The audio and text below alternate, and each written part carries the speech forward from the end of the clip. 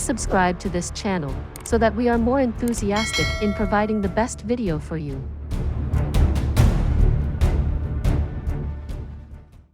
Chapter 321.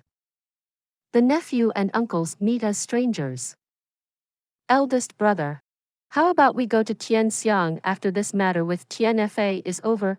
The short and stout man cautiously and solemnly asked the man he was speeding besides. What would we do there? Wouldn't we just look for trouble? And kill people? Won't it be an arduous and thankless job? Don't you remember the lessons from last time?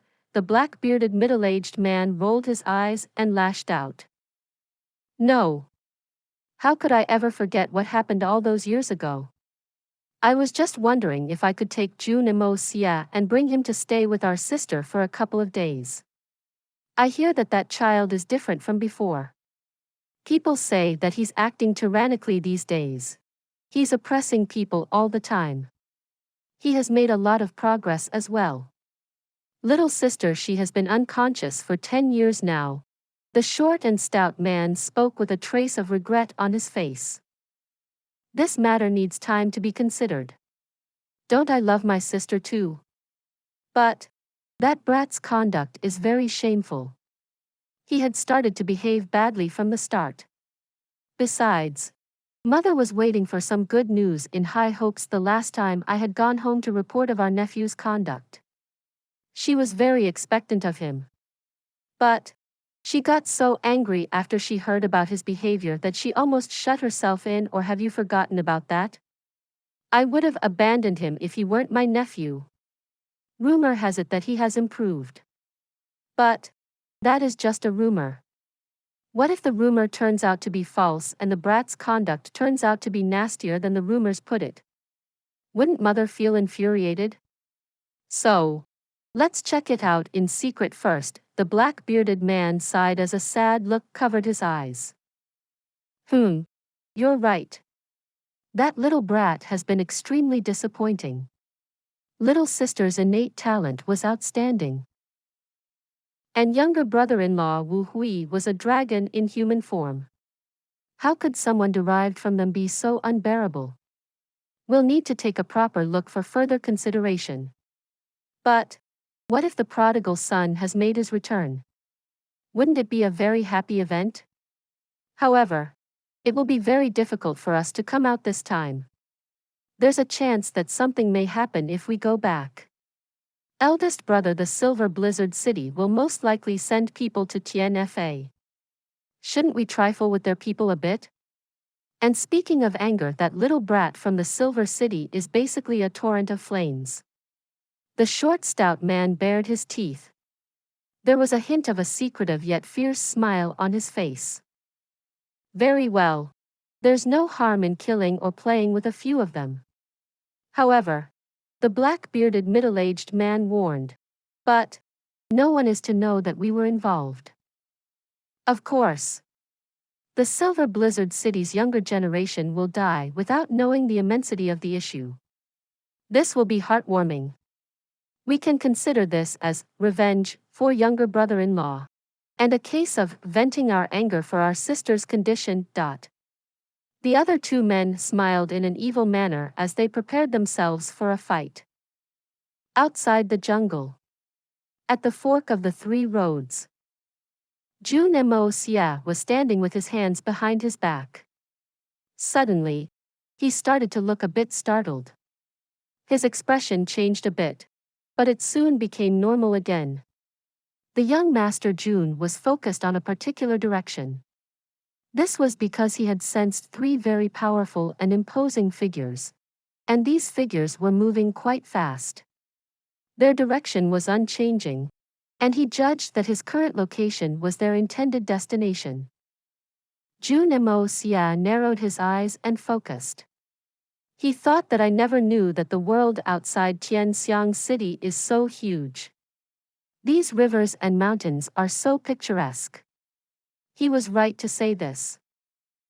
It seemed from their aura that all three of them had spirit Xian cultivation. In fact, their cultivation was more or less the same as that of the Silver Blizzard City's elders.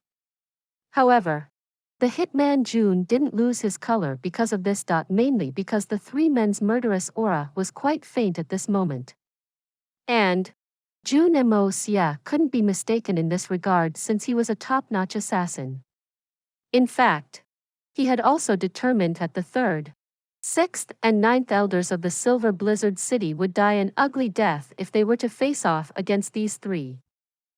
It was near impossible to find even one such expert in the capital's region. However, he had found three of them out here. How could I have known about the existence of so many outstanding characters if I had remained in my nest in the Tianxiang city? I've barely come out, and so many exceptional fellows have appeared. It seems that I should come out more often. Jun Moxie's train of thought was in motion when the shadows of the three men flashed and arrived in front of him. They were led by a black-bearded and black-robed man. He had a mild expression on his face. One of the other two had a moderate stature. He was quite slim. The third one was very short. He had a big head and small eyes. He looked like the spitting image of a monkey. It was very funny. The three descended to the ground in a flash. And then, they stared blankly. They had sensed that overbearing murderous aura in the sky a short while ago. They had thought that it belonged to some extraordinary person. Therefore, they had rushed over to increase their knowledge. And maybe even make friends with this personality. They didn't have anything particular in their mind. However, someone with such a frightening murderous aura was surely worth associating with. However, they realized that things were entirely different from their expectation once they had arrived there. They saw three youths, one young man, and two young girls. There were four other individuals besides them. The cultivation of these 7 people was quite clear to the newcomer's eyes. The two beautiful young ladies were at the middle level of the Gold Xian realm. However, these 2 girls could be considered as talented since they had achieved this feat at such a young age. As for the young man, he had reached the Jade Xian realm at such a young age. He would surely surpass their generation in no time. Such cultivation was somewhat rare for such young individuals. And they had never anticipated that they would come across 3 such youths. They were quite astonished, to say the least. What kind of a force is capable of cultivating these 3 youngsters to this level? Though, they didn't feel threatened at all. The 4 men who stood behind them had an extremely baleful look on their faces. However, their cultivation could at best be considered average. The one with the highest cultivation amongst them was at the Jade Xian realm. The other 3 were at the Gold Xian realm. They couldn't exactly be considered as weak if one were to take their age into account. However, they weren't worth mentioning. Moreover, hundreds of people were at work in the nearby forest. They all seemed to be in Gold Xian realm. It was quite a difficult and valuable thing for such a small force. However, they weren't that great in the eyes of the 3 newcomers. In fact, to accomplish training this small force of over 200 men to Gold Xian realm was very rare, especially when one considers the age of those soldiers.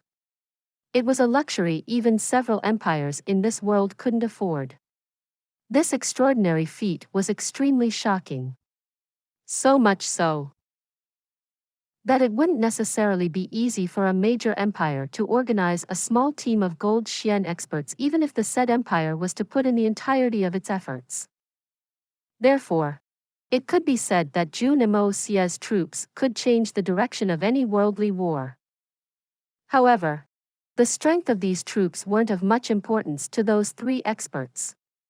These soldiers weren't very different from ordinary ones in their eyes. They were at best a little stronger than ants in their eyes. Every individual holds different levels of importance towards different people. This small army could make any emperor emotionally charged, but it wouldn't have the same effect on these 3 individuals.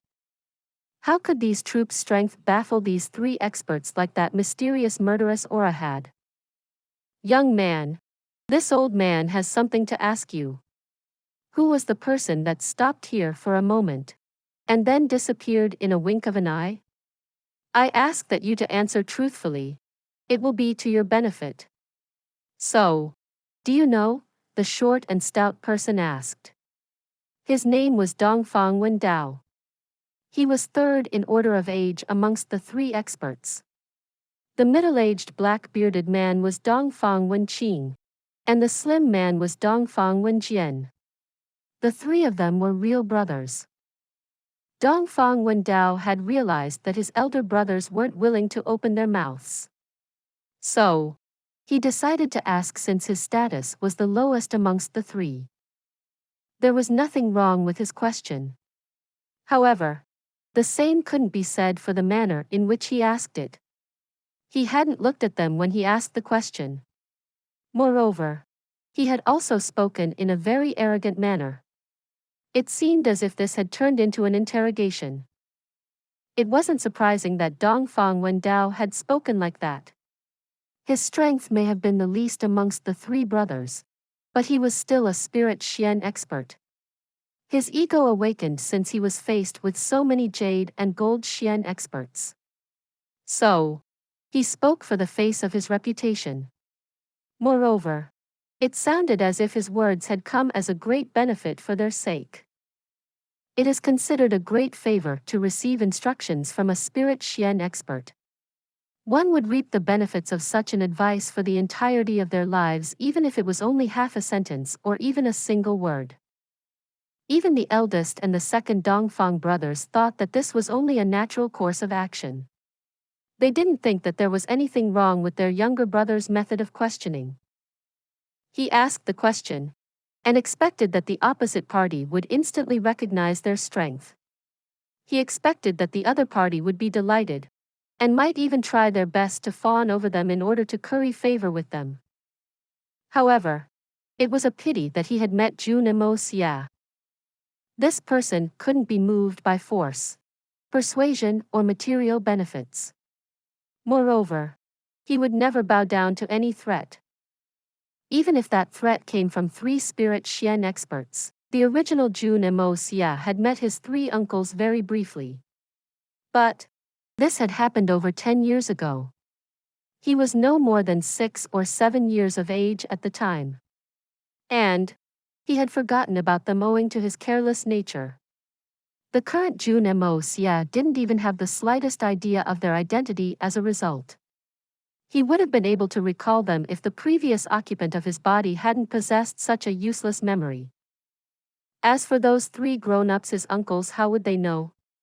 They had last seen Jun Moxie over 10 years ago. He used to be a snot-nosed stubborn brat back then.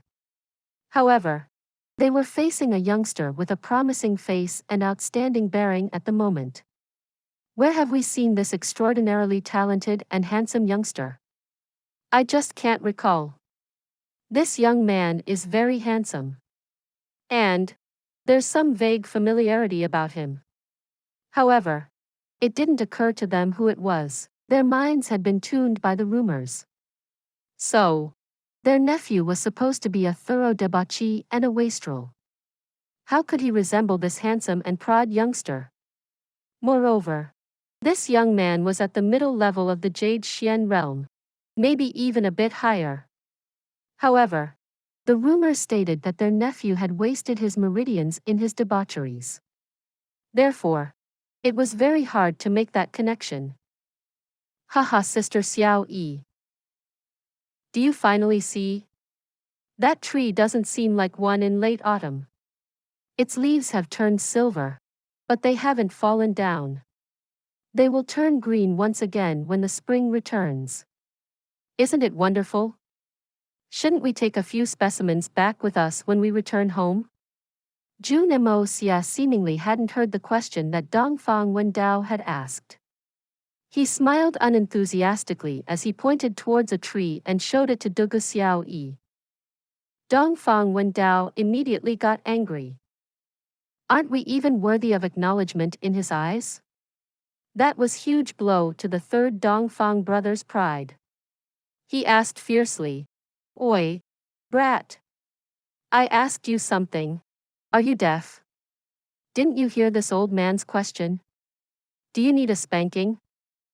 Dongfang Wen Xin stood beside him. He frowned and spoke. Don't be frightened by the third's question, child. However, he felt uneasy inside. This brat would have easily sensed our imposing cultivation. Yet, not only is he not astonished, he's calm and he's not paying any heed to our presence. Does he have some powerful backing? Or maybe he's from a renowned family. However, shouldn't he be refraining from acting this arrogant in the face of 3 spirit Xian experts even if he has a strong backing?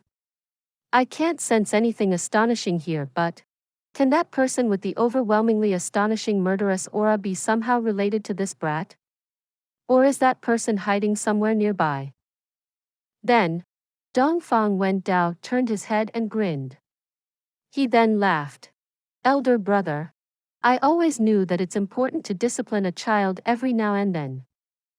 Jun Moxie snorted and narrowed his eyes as he looked at him and asked, Are you asking me? Please subscribe to this channel so that we are more enthusiastic in providing the best video for you. Chapter 322. To fail miserably at an easy task. Did you ignore the person who asked you a question? What have the elders of your family taught you? Where's the person who came here a moment ago? Tell me quickly. Dongfang Wen Dao tried to restrain his anger. The opposite party was a kid regardless of anything else. How could a great spirit Xian expert fly into rage over this matter and start with his rebukes? That would be a huge loss of face. My family has taught me quite well. The senior needn't get involved. Should asking a person for direction or perhaps about another individual sound so interrogative? Jun Moxie then smiled in a warm and cultured manner. He was smiling brightly in an elegant and refined manner much like Li Yuran.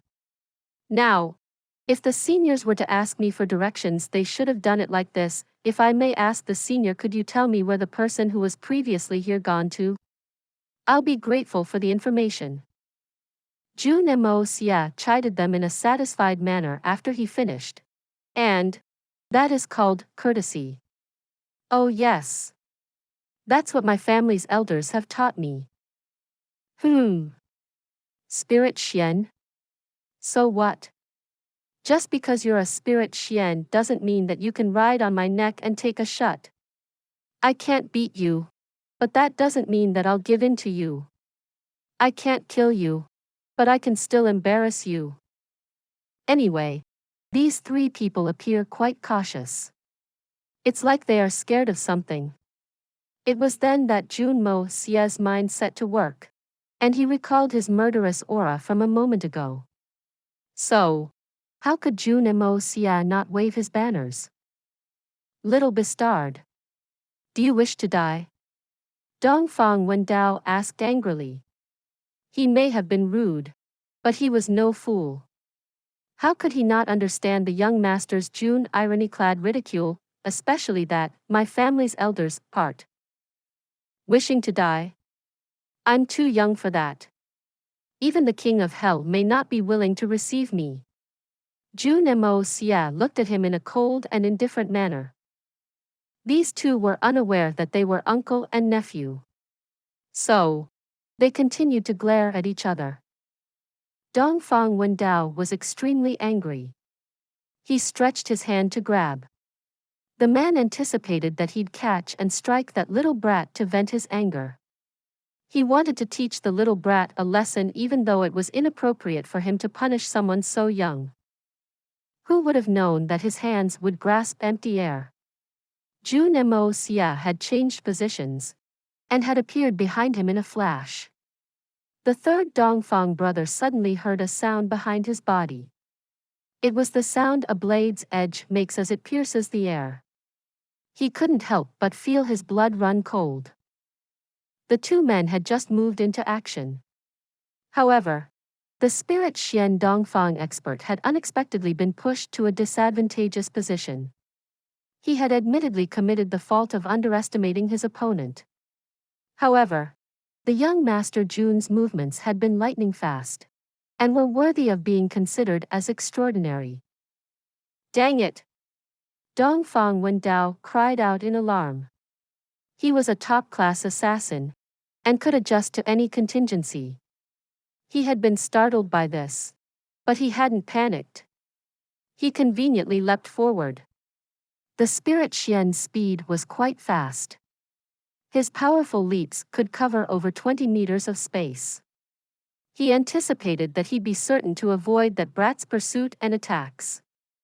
However, he unexpectedly felt the eerie cold wind behind him again. In fact, it had surpassed its previous level. This is seriously unexpected.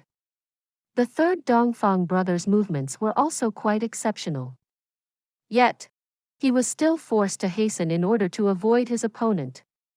Nevertheless, he dodged to the right.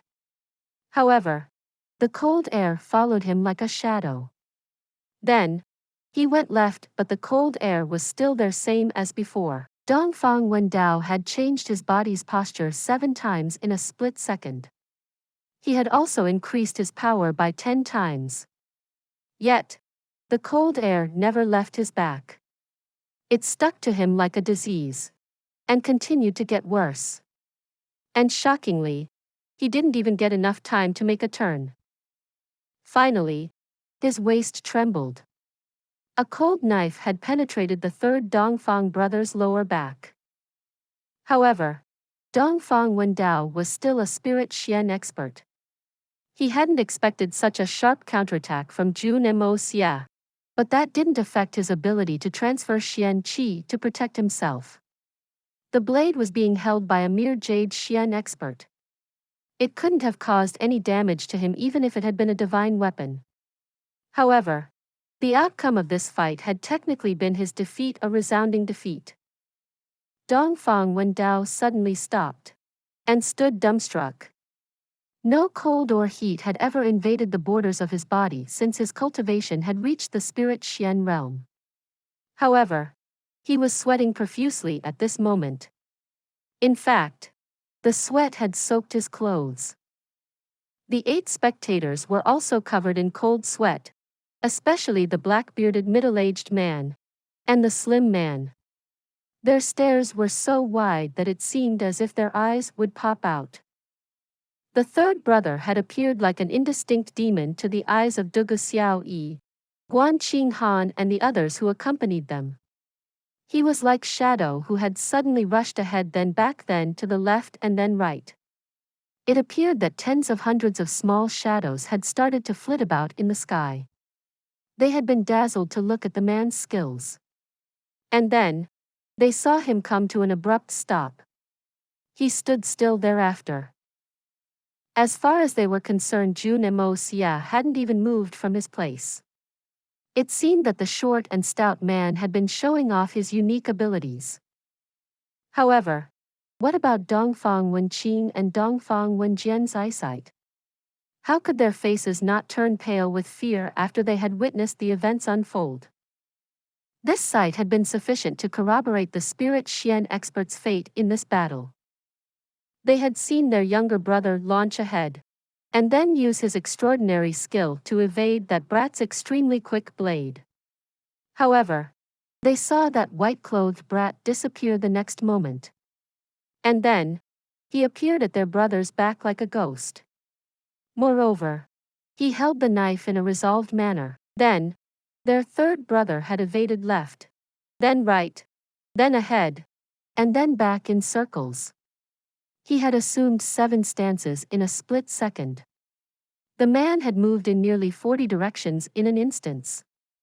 Yet, that brat's flit figure managed to appear behind their brother's back every single time like a disease. Their third brother had executed his exceptional moves to perfection, but he was still stabbed in his lower waist. The fact was that the brat could have easily cut the neck instead of his waist. The Spirit Xian's Xian Qi would have obviously protected the body, and would have prevented him from getting hurt. However, The fact that the youngster had stabbed the waist instead of the neck was indicative of his mercy. The third brother's agility was much superior to their own. Their family had always recognized him for his agility.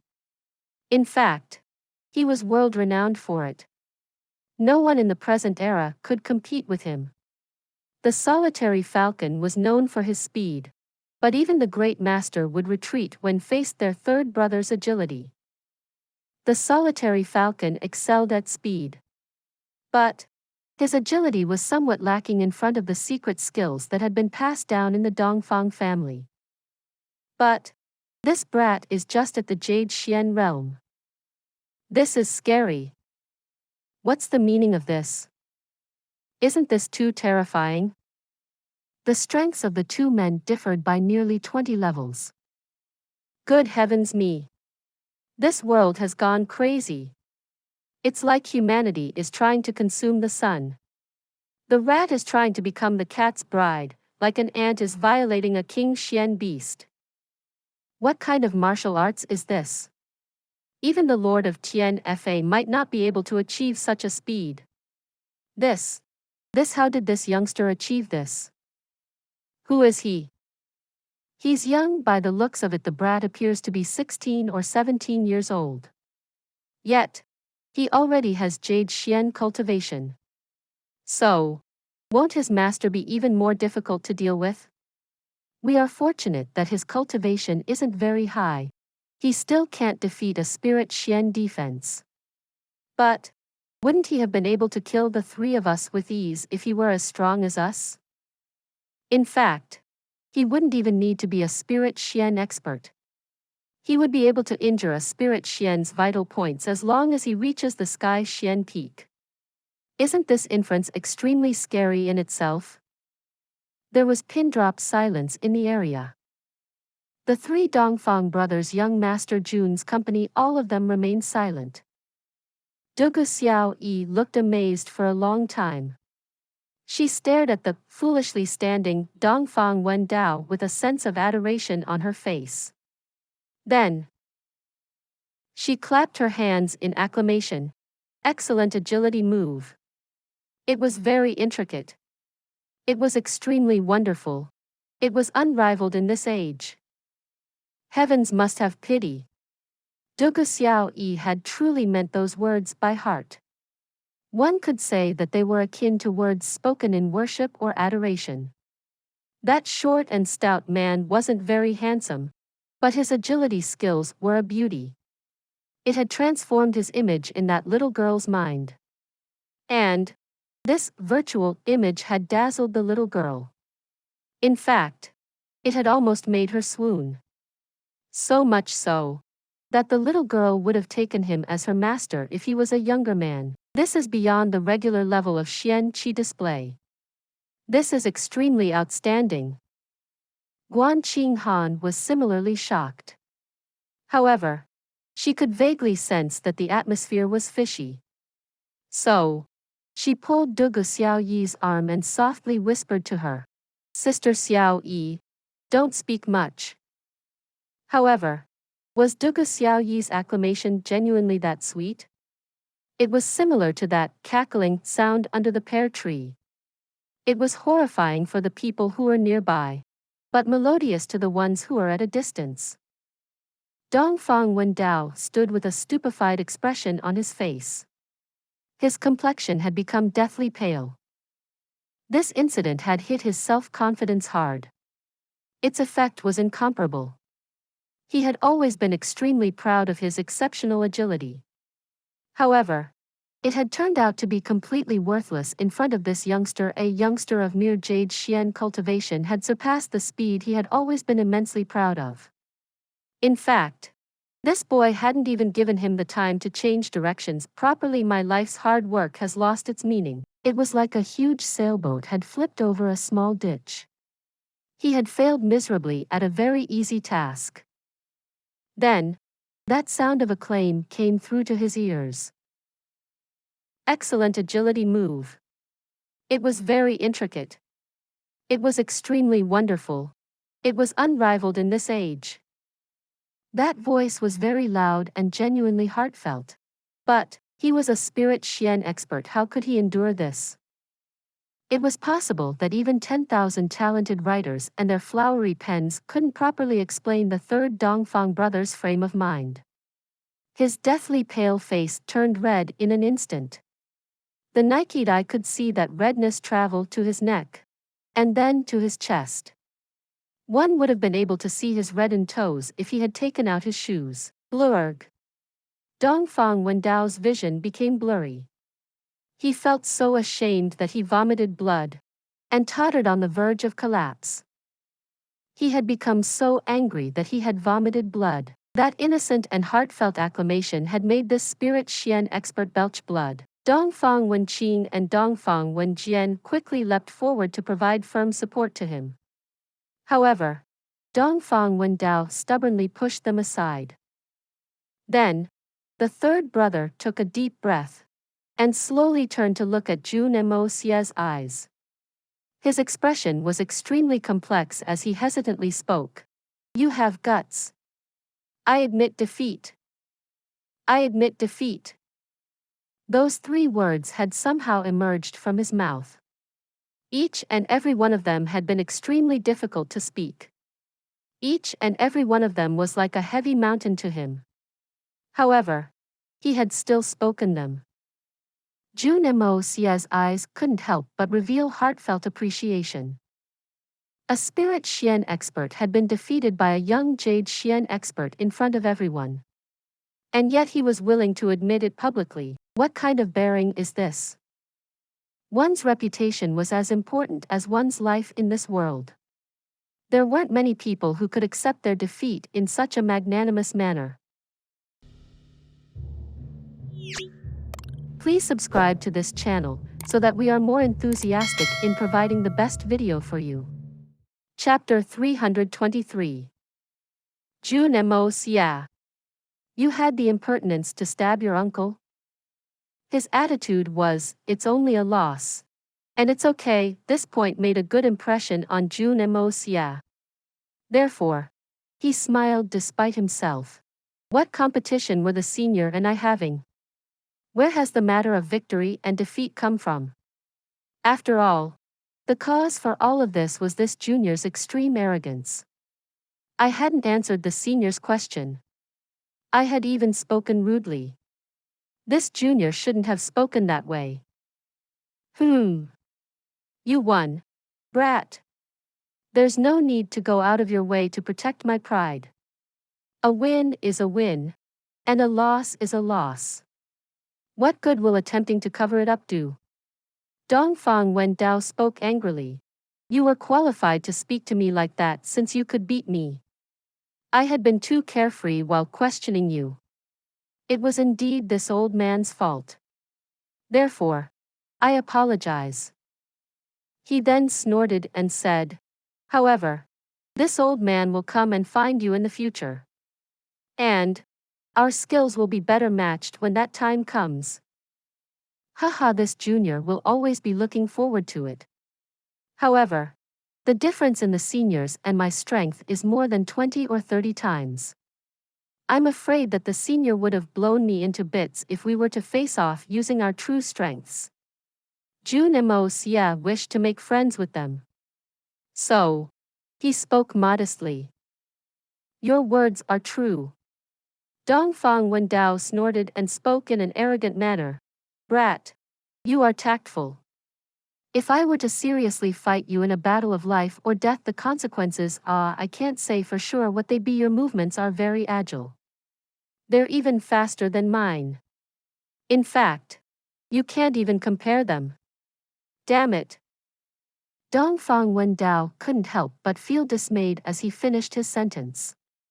He had analyzed the other party's speed. He knew that he could only kill that Jade Xian brat if he were to shamelessly mount a sneak attack using his spirit Xian cultivation. He was a top-notch assassin. Therefore, he was good at mounting sneak attacks. However, it didn't sound right to use his spirit Xian strength to deal with a Jade Xian youngster. He would only take this step if he didn't have any other choice. But He was aware that he may still fail in killing his boy if the boy got a chance to prepare himself against the sneak attack. I may not be able to kill this brat even if I give it everything I've got. The loophole would always exist no matter how much efforts he put into covering up the massive disparity in their skill sets. Dongfang Wen had previously believed that no man could avoid his attacks. However, he didn't have any self-confidence left after he had seen that brat's frightening speed. Well, he at least didn't have much of it left. Others can't avoid my attacks, but this brat, it's difficult to say. Jun Moxie smiled mischievously. This unfathomable man had an honest, straightforward, and admirable temperament. He hadn't expected this. Dongfang Wen Xin stepped forward. He cupped his hands and spoke in a very amiable manner. What's your name, young brother? Who is your master? That martial art was exquisite. It was absolutely astonishing. Dongfang Wen Xin and Dongfang Wen looked at him as he asked this question. It was very clear that they were also quite interested to know. The two men figured that their suspicions and doubts would be cleared once they got to know that youngster's name and background. The three men had been disconnected from the general society for a while, but they still knew many of the world's secret powers. It couldn't be said that they were familiar with these powerhouses, but they knew enough. The three men had rummaged through their memories and were about to have a headache. However, they still weren't able to figure out an entity that could train such a devilish disciple. How can an ordinary person cultivate such strength at such a young age? The three men's faces were full of expectation. They prepared themselves for the possibility that the youngster wouldn't answer. However, the answer, if they got one, would point to an earth-shaking man with world-threatening power. That individual simply couldn't be ordinary by any measure.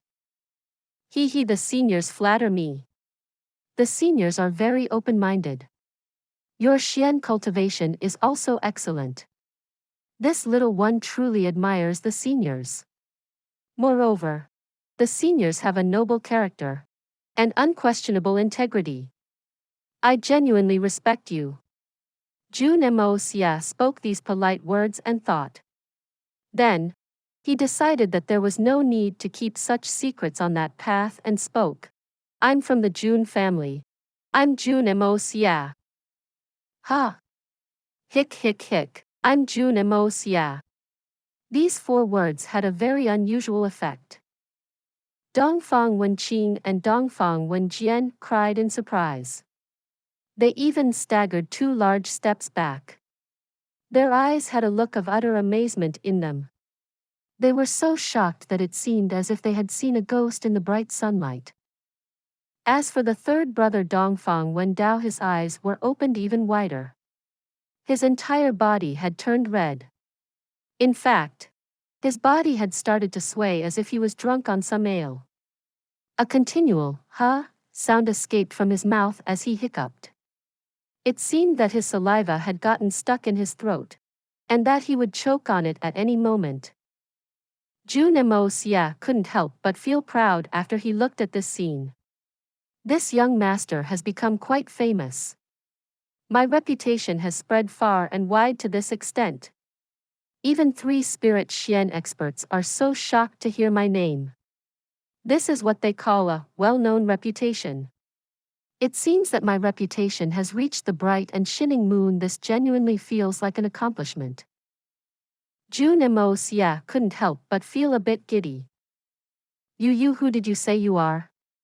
Jun Moxie. Tian Xiang's Jun family's Moxie. Jun family's third young master. Dongfang Wen Jian's mouth was crooked and eyes were narrow as he asked this question. His tone was that of disbelief. The powerful spirit Xian expert had been reduced to stutters. It was evident that this name had thoroughly shaken him. Yes? I am the Jun family's third young master. What happened? Jun Moxie felt even more proud now. He assumed that those men must be kicking themselves. So, He assumed a very confident posture. Are you really a third-generation member of the Jun family? And that Jun Tian is your grandfather and Jun Yi is your uncle, right? Dongfang Wen asked as his mouth gasped for air. His breath wheezed, and his eyes rolled in confusion. It looked like he would faint. Jun Moxie felt even prouder. He held his head high and replied in a modest manner. Precisely. It seems that our Jun family's name has spread far and wide. Even these spirit Xian experts are shocked by it. This feels like a great achievement. Act subdued, reserved and modest, don't act flamboyantly. Jun Moxie reminded himself unceasingly. Ha ha ha, the three spirit Xian experts panted and opened their eyes wide. Their bodies trembled somewhat. They shot Jun Moxie a meaningful glance. It seemed as if they were cherishing the tripe their mouths had swallowed. They felt like embracing Jun Moxie to show him their affection. You, what do you want? Jun Moxie finally realized that something was off. Do these three have an unusual hobby or something? How can I not be terrified after looking at this? The more he thought about it, the more his blood ran cold. The hair all over his body had risen, and his shoulders had started to tremble. So, he forced himself to ask that question, as calmly as he could. What do we want? Dongfang Wen cheeks swelled. His eyes bulged like a goldfish's. And then, he laid it all out as he gnashed his teeth and said, You asked us what we want? I want to kick the ass of that crippled uncle of yours. 3,600 times at that. I'm your third maternal uncle. You little brat. You actually had the impertinence to stab your third maternal uncle. Bullshit. I am your progenitor. What is this? You dare to take advantage of me. And you want to beat up my third uncle? Believe it or not, I'm going to do the same to you. Jun Moxie suddenly replied in a fiery manner. He swore and cursed. You guys are brazenly trying to take advantage of me. Do you three spirit Xian experts really believe that you're that extraordinary? I did your mother's mother. You little brat. How dare you abuse me? Dongfang Wen shouted angrily. However, he hadn't even finished talking when two palms suddenly hit him on the sides of his head with a loud smack. He then fell flat onto the ground. Both the sides of his head hurt badly. It seemed that his ears had been hit by thunderclaps. Then, someone roared. What crap did you just speak, you shameless thing? Dongfang Wen suddenly recalled the words he had just spoken, and realized that he shouldn't have said those filthy words. Jun Moxie's mother's mother was his own mother. He bitterly covered his head with his hands. He didn't dare to make another sound. Dongfang Wen Xin then emotionally turned to Jun Moxie and spoke. Moxie, the thing is actually I'm your eldest maternal uncle. Jun Moxie felt very gloomy. First, your younger brother said that he's my third maternal uncle. And now you're telling me that you're my eldest maternal uncle. You guys are taking turns to dupe me. Are these three spirit Xian experts frauds? You may have 1,000 doubts. And that's all right. But you would always know your mother's family name, right? Dongfang Wen Xin trembled a bit. His eyes welled up, and he spoke in an emotional tone. Your mother was named Dongfang Wen Xin. She's our little sister. I'm your mother's eldest brother, Dongfang Wen Xin. These two are your other maternal uncles. This is Dongfang Wen Jian. And the one you had just competed with is your third maternal uncle, Dongfang Wen Dao. Jun Moxie suddenly felt dizzy. What the hell? Isn't this too big a coincidence? These three spirit Xian experts are my blood-related maternal uncles. I have 3 spirit Xian uncles. Jun Moxie had known all the relations which the earlier Jun Moxie had ever since he had received that body. He had understood them in an incisive manner. The fact that his Jun family had no contact with other related families was quite puzzling to him. Yet, he vaguely knew that it was due to that matter in the past. His father and second uncle had been killed in battle. His mother had fallen gravely ill due to it. In fact, she was never to recover from her condition. She had been taken back by her parents. The Jun family had soon received the news of her death. Jun Moxie had thoroughly investigated that matter in the past. But he still hadn't come to know much. However, he still hadn't given up. He had continued to search for details in secret. He had inherited that body and adopted that family wholeheartedly. Therefore, he had always felt that it was his duty towards this family to apply the entirety of his efforts. However, this matter of the past was like a dense fog. One could faintly discern what was there on the other side. But no one had clearly seen the other side. What horrible schemes were hidden? But if there was a murderer behind the scenes, was it only the Silver Blizzard City? Jun Moxie wasn't so sure about it. Therefore, he had been collecting information in secret, one little clue at a time. He would even go to the Silver Blizzard City if he had to. And maybe even the Shenxia Empire and the Yutang Empire if need be. However, Jun Moxie doubted the Tian Empire more than anyone else. This was one of the many reasons why Jun Moxie had decided to help little Yang Mo. This was the reason why he hadn't hesitated in getting involved in the imperial family's internal struggle for power. The emperor's sons may be striving hard. But how's it any of my business whether they fail their family or not? I am Jun Moxie.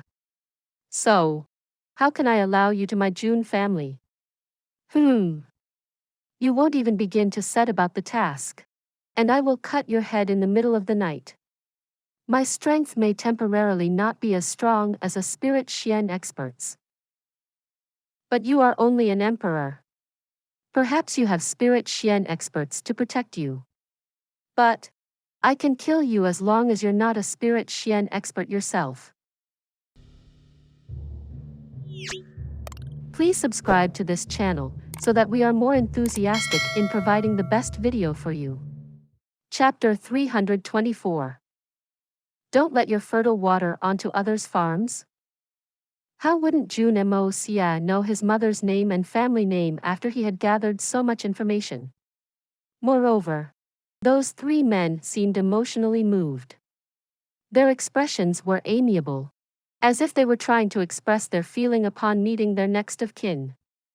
How could Jun Moxie not see that? However, Jun Moxie thought, isn't this too much of a coincidence? I had just spoken my name and then I got three uncles at once. Jun Moxie forced a smile. He felt at a loss for the first time in his life. He gave a hollow laugh and spoke. That he my third uncle is behind us ahem he will be catching up soon therefore he this also are you awaiting his arrival? Why is he behind you? Dongfang Wen Xin raised his eyebrows and asked resentfully. Why isn't he in front? Third uncle is the commander of the main force. So, he'll naturally be moving with them. I'm the leader of the vanguard. The vanguard leader, Jun continued. I'm to move ahead to clear mountain roads and bridge streams for the main forces. Jun Moxie burst into sweat the moment he stopped speaking. Even Dugu Xiaoyi and Guan Qinghan couldn't help but burst into giggles. When has this brat adhered to his duty as a vanguard leader? When exactly has he cleared mountain paths and bridged streams? He has opened mountain passes but only wide enough for his carriage to pass through. As for bridging streams, what nonsense are you talking about? What? Jun Wuyi, that bastard. He sent my sister's son to lead the vanguard? What would he do if something happened to you? Has he no memory at all? Or has he forgotten what happened in the past? Dongfang Wen Xin spoke angrily. My sister has such a great son. Doesn't he have the skills to be made a general? This is absolutely shameful. This is extremely reckless. Dongfang Wen Jian and Dongfang Wen Dao also looked very enraged. They seemed to be gearing up to humiliate Jun Wuyi. Everyone was stupefied. Where was this even coming from? These three haven't even been confirmed to be his maternal uncles, but they have already started to shield him. Moxie, there are rumors that the Jun Fmile's third master has become a debauchee, that he acts tyrannically and bullies people. They say he acts immorally and is a hoodlum. That man, it isn't you, right? Is there someone in your relation with the same name as yours? Dongfang Wen Xin asked with difficulty. It was evident that he was having a hard time in forming the appropriate questions. Moreover, he was finding it hard to believe them even if they were conjectures. Jun Moxie, Guan Qinghan and Dugu Xiao Yi and even the four men guarding them were dumbstruck. A dark line appeared on their foreheads. Ah, eldest brother. What are you saying? These questions are of no concern. Dongfang Wen Jian addressed his elder brother in a dissatisfied manner. Take a look at our nephew. He is elegant, lofty, and noble. He has become so capable at such a young age that his skills can shock the entire world. In fact, he even routed our third brother in close combat. Does he look like a low-life debauchee to you? Who was routed by him? Dongfang Wen Dao spoke in resentment as he refuted him. I saw that he was young. Moreover, he's our nephew. I was only trifling with him. Do you think that I would ever lose to him with the skills I possess? Do you believe that I would lose to an infant? Bah! Say that without blushing. Were you aware that he was our nephew at that time? You're just trying to boast in this chaotic atmosphere. Dongfang Wen Jian snorted with disdain and said, your skills aren't perfect. And you're only looking to justify yourself. Anyway, you only lost to our nephew. There's no shame in it. So, what are you chirping about? Honestly, you don't have the demeanor of an elder. Then, he paused for a moment and said, the same goes for eldest brother. He's such a great youngster to have as a nephew. What kind of uncles are you to talk such nonsense about your own nephew? I'm only asking. Dongfang Wen Xin spoke in a dignified manner. You two need to shut up. Jun Moxie's expression became one of embarrassment. He had rarely ever felt so embarrassed in either of his lives. First, he had made a mistake in realizing his relation with his uncles. Then, he had stabbed his own maternal uncle. After that, he had also flaunted his family name. He had thought that his name had gathered a world-shaking reputation in a positive sense, but had then come to realize that it was the exact opposite. He had realized that his name hadn't come to shine like the moon, and had instead become known for its infamy. A pft escaped Dugu Xiao Yi's mouth. Then, she burst into laughter. She held her stomach as she started to tremble. She would give Jun Moxie a mischievous look from time to time. She would then wink at him, and would start to laugh even harder. The four guards turned away. They didn't wish for Jun Moxie to see their faces contort as they tried to stifle their laughter.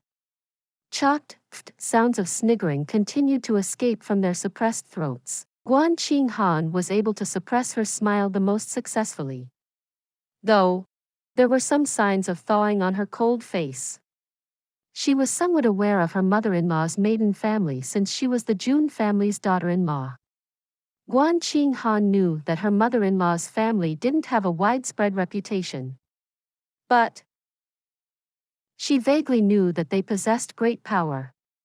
However, She was still astonished since the three men who were calling themselves her uncles were all spirit Xian experts. Guan Qinghan exclaimed. The concerns hidden deep in her heart had been laid to rest. They would surely have to face the Shui Han manor in this expedition to Tianfa. And she was certain that they would have some conflicts with them since Jun Wuyi and Jun Moxie were present here. However, she felt at ease since such strong Xian experts were now on their side. Jun Moxie glared, and then scratched his head. He then brought his hands down and spread them. Then, he shrugged his shoulders and spoke with an innocent look on his face. Tianxiang City doesn't have any other Jun Moxie, and there isn't any other male in the Jun family's third generation. But are you sure that these rumors are about me? Could that person really be you? Dongfang Wen Xin asked. The three men stared in astonishment. Are you really what the rumors claim to be, a heinous and heartless debauchee? Bullshit. Jun Moxie's face became dark with anger. Who has ruined this elder brother's reputation? Am I that kind of a person? This is a cunning ruse. This is extremely absurd. This elder brother is young and promising, kind and charitable, handsome and confident, and epitomes an immortal's bearing. He is known as a person of virtue in Tianxiang City. A heroic, yet understanding person. He has the bearing of a warrior, and the heart of an artist. It could be said that I'm a well-known name, and everyone praises me. The people who don't know this, don't know. Dugu Xiao Yi uttered another sound, and held her stomach. The faces of Dongfang Wen Xin and the other two were full of shock. They started to twitch. Dongfang Wen Jian glared. You brat! Who is the elder brother? We are your uncles. Don't you have any sense of respect? Jun Moxie clutched his hair. He was extremely depressed. Your identity hasn't been confirmed yet. We will have to wait till third uncle arrives and confirms it. The three spirit Xian experts became furious at first, then gloomy. What is he saying? Will our status as his maternal uncles become invalid if his third uncle refuses to recognize us? The tents had been raised by nightfall. And the three Dongfang brothers occupied one each in an entitled manner. Guan Qinghan and Dugu Xiao Yi snuck out to take a bath at night. The young Master Jun couldn't help but sigh on missing out on the opportunity to take a look because of this sudden development. Moreover, he couldn't help but feel depressed since his three uncles had caused him a lot of embarrassment. In fact, he was hoping their identities would remain unconfirmed so that he could throw them out of his camp. Jun Moxie had become very fiery in the secrecy of his heart. I don't see you as my maternal uncles. Why should I? I would toss you out in the morning if could beat you. My plan can't keep up with these changes. I can't fail to put my plan into action. My plan will be nothing more than a pretty image if I can't put it into play. Moreover, I now have to waste my energy by talking to these guys instead of putting my plan into action. Even talking to these guys is physically taxing. So, you're saying that this expedition to Tianfa is a trap? And many people will die an untimely death by falling into this trap. Dongfang Wen Qing's expression was dignified. It doesn't matter if it's a trap or not. Tianfa is where all my enemies are gathering. Jun Moxie smiled. Moreover, some of my enemies can't be considered as ordinary. The Silver Blizzard City is one, for example, and the Shui Han Manor is another. As for the others, there are kids in the camp who will try to stir trouble for me, but they aren't worth mentioning. The three men drew long breaths. We understand about the Silver Blizzard City. But what's the problem with Shui Han Manor? Jun Moxie smiled bitterly. He then narrated the entire background story to them, and said in a helpless manner, "Elder sister-in-law only insisted on coming along because she's worried about third uncle and me. How could I not know her true motive? She has always remained aloof from the affairs of the world. So, how could someone so aloof and peaceful suddenly quarrel like this and threaten their death just to go to Tian Fa? I've known this for a long time, but I'm trying to think of a solution. Li Ju Tian's filthy son wants to snatch away our nephew's wife. Bah! He has some balls. And some beastly guts." Jun Moxie had barely finished speaking when Dongfang Wen Xin and the other two jumped up. Their faces were filled with righteous hatred, and they seemed unable to restrain their anger. "This old man will go to the Xuan manor and castrate that brat.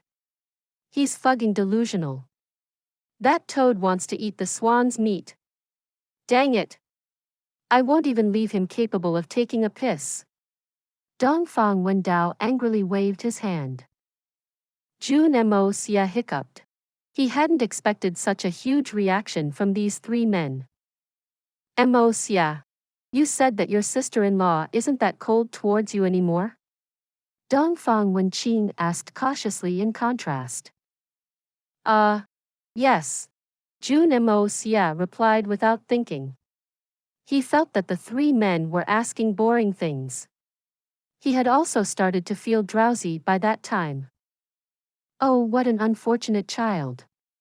The husband she had seen only a few times has died. She then chose to stay as a widow with your Jun family, and now this. She's like that tragic princess from the legends. Her youth has frittered away, and now she can only keep watch on her empty chambers. What kind of suffering is this? Dongfang Wen Jian's thin and grim face was plastered with a smile. "Moxie, this little girl is quite pretty. She has an elegant figure. She'd make good for any man. Moreover, she's fresh and full of life. Isn't it?" Jun Moxie supported his cheeks on his hand and said, "That's exactly it. She is full of life and slip." He then swallowed his saliva. "Yes. What can I say in that case?" Dongfang Wen clapped his hands. He then spoke merrily.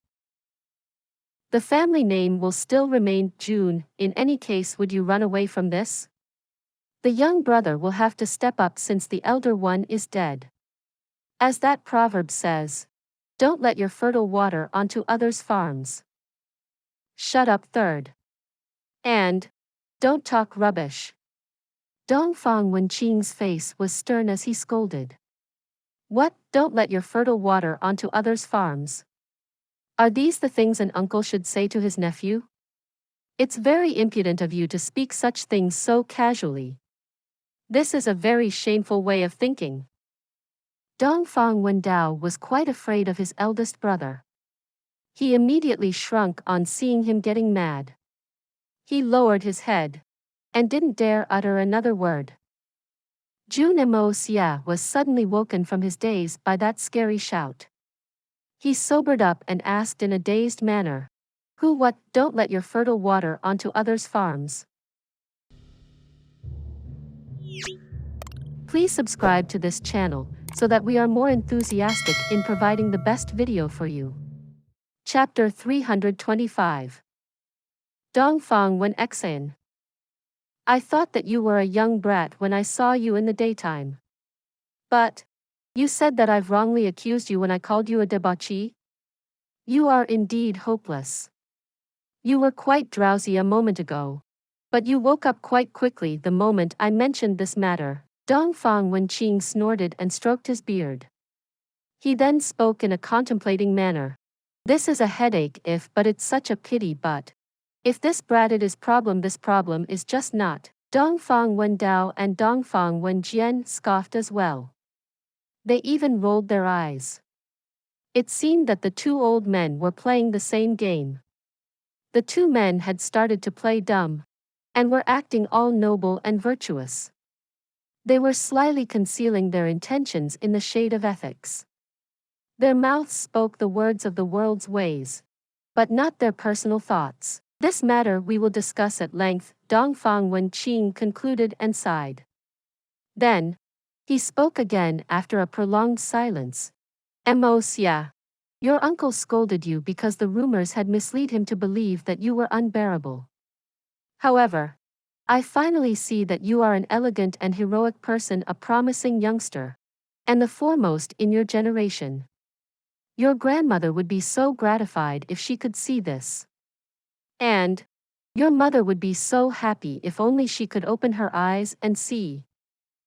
The three brothers then lowered their heads as he finished speaking. They felt depressed as they remembered that their younger sister had been unconscious for 10 years. Tell me my mother's story. Jun Moxie felt a little sad. He realized that his heart felt a bit pained as he said that one word, mother. He trembled a little. Moreover, he found that saying mother wasn't difficult for him. In fact, it felt right. It seemed to be in his blood and in his soul. He seemed to have accepted it just like he had embraced his grandfather and his third uncle. Dongfang Wen Xin let out a long sigh. He had started to shudder a bit. His jaw and beard were also trembling. One could see that he felt very sad. The three brothers looked at each other. They saw each other's eyes and realized that they all felt the same sadness in their hearts. Your mother was named Dongfang Wen Xin. We loved our little sister very dearly. She was gentle, beautiful and lovely. Dongfang Wen Xin's voice shuddered with emotion. He seemed gloomy. And his eyes had become misty. They appeared to be pulsating in the candlelight. It seemed from his voice that he was on a delirious rave. He continued to recount the story, and it appeared that his state of mind had gotten engrossed in the events of the past. Everyone loved my lovely little sister in those days.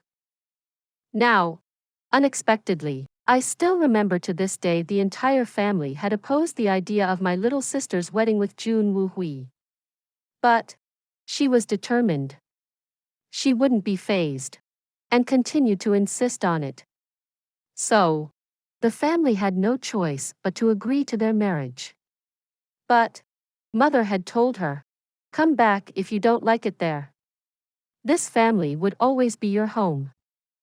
Little sister had laughed happily and said, when Xian asks her heart, and Wu Hui has no regrets. I have asked my heart, and it shall have no regrets till the end, she had excitedly said. But, from then on, I remember that happy smile to this day. It was like a splendid and joyful flower. It warmed the heart of everyone in the family. Then, I remember the day she had come back. She had returned home haggard. It seemed that her heart had died from the depression. She's been sleeping for 10 years since, never to be Wen Xin again. I still remember that she was wide awake when she had returned home. But her eyes were empty, and she didn't speak. Mother and everyone else were at her side 3 days later. That's when she mustered the last of her strength and muttered a line. I have no regrets in this life. I have no regrets on being born. My Jun has no regrets. So, I have no regrets. I asked my heart what it wants to be with Wu Hui, a world with Wu Hui. Life and death with Wu Hui. A tear had dropped on the pillow from her nearly dry eyes after she stopped speaking. She then slowly closed them, never to open them again. Little sister didn't have any regrets or deep-rooted hatred up till the very moment she lost consciousness. I will follow him in life. And I will follow him in death. I have no regrets in either life or death. Our family has tried every method to keep her alive for the past 10 years. And we've endlessly tried to revive her. But we weren't able to make her open her eyes. She had Wu Hui no regrets in her heart. And so, she had gone away. Mother became uncontrollably enraged. She had trained many fighters for the clan over the years. She sent out all of them out. 196 Earth-Xian and stronger experts unleashed indiscriminate slaughter upon the world. The Dongfang family's name shook the entire world for few years. And the Silver Blizzard City was given special attention. The entire world felt endangered for a while. Everyone was terrified. However, our Dongfang family's power was still insignificant. So, it was difficult to make the whole world tremble. Eventually, 3 great masters arrived to put a stop to it. Li Ju Tian and Han Feng Shui came out and intercepted the many Dongfang warriors at the Broken Dragon Valley. Even the greatest great master Yun Bichen also made an appearance. It was mutually agreed to restrict the outcome of the war to the result of one battle. Mother was our strongest fighter. She was to fight Silver Blizzard City's Xiao Xingyun and Xiao Buyu on her own. They had then agreed that the fate of the lives of Xiao Xingyun and Xiao Buyu would be left in our hands if the Xiao family suffered defeat, but all the hate and enmity will be written off. However, if Mother was to lose this battle, the Dongfang family would have to retreat from the society at large and go into hiding. That terrifying battle could only be called world-shaking. Mother eventually became weary and lost her strength while fighting the 2 level 4 spirit Xian experts. She lost the battle and was compelled to honor the condition. The Dongfang family vowed that we'd only return to the society if the snow-capped peaks were to collapse and the Xian beasts were to come out of Tian Fa. Else the 8 great masters would severely punish our family. The great 8 masters weren't the same at that time as they are today.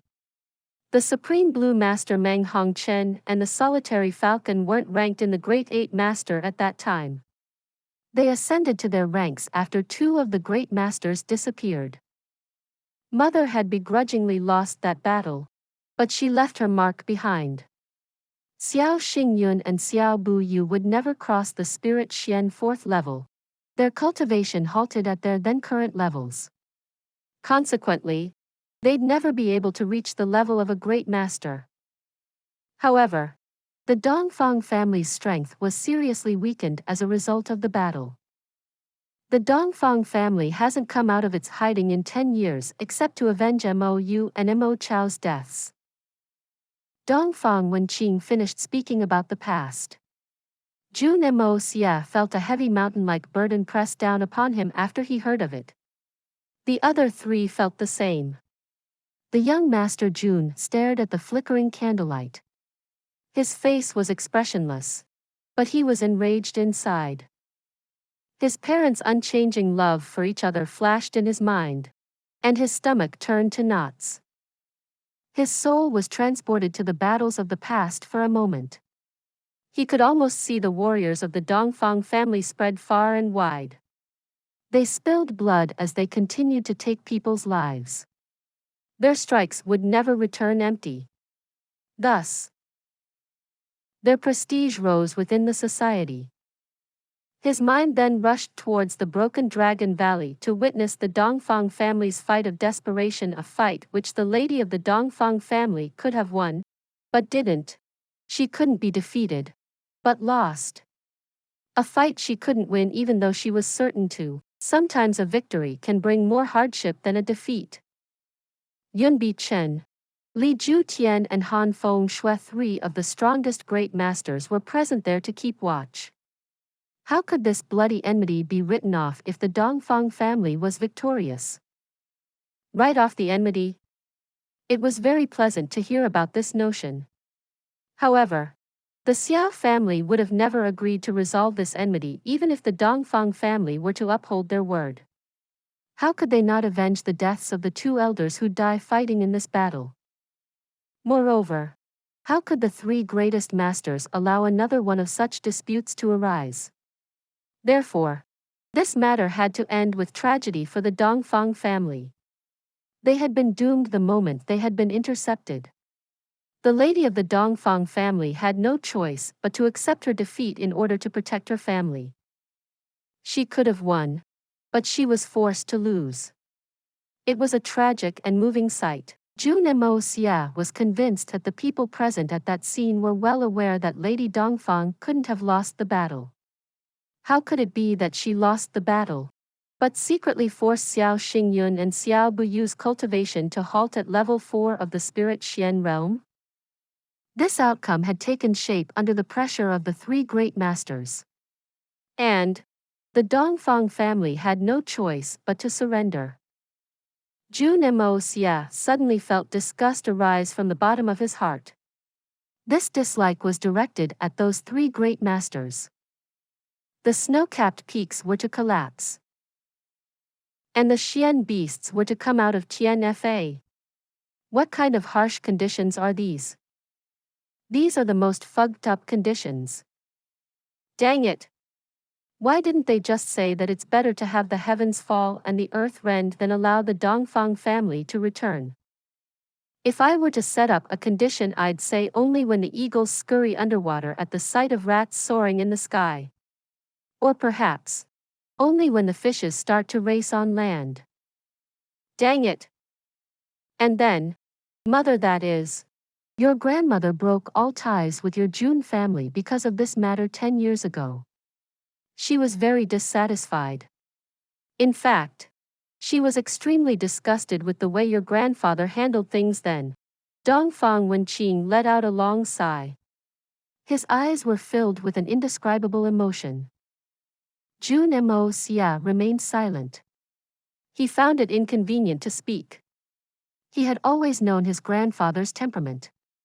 The royal family must have gotten involved, and grandmother must have wanted to eliminate them. However, grandpa must have resolutely refused that idea. This disagreement would have brought the two families to break off all ties. This is possible owing to grandpa's foolishly loyal attitude at the time.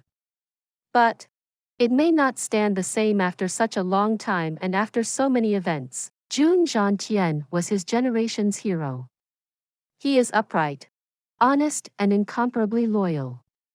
However, this is his biggest weakness as well as his greatest merit. Dongfang Wen Xin sighed.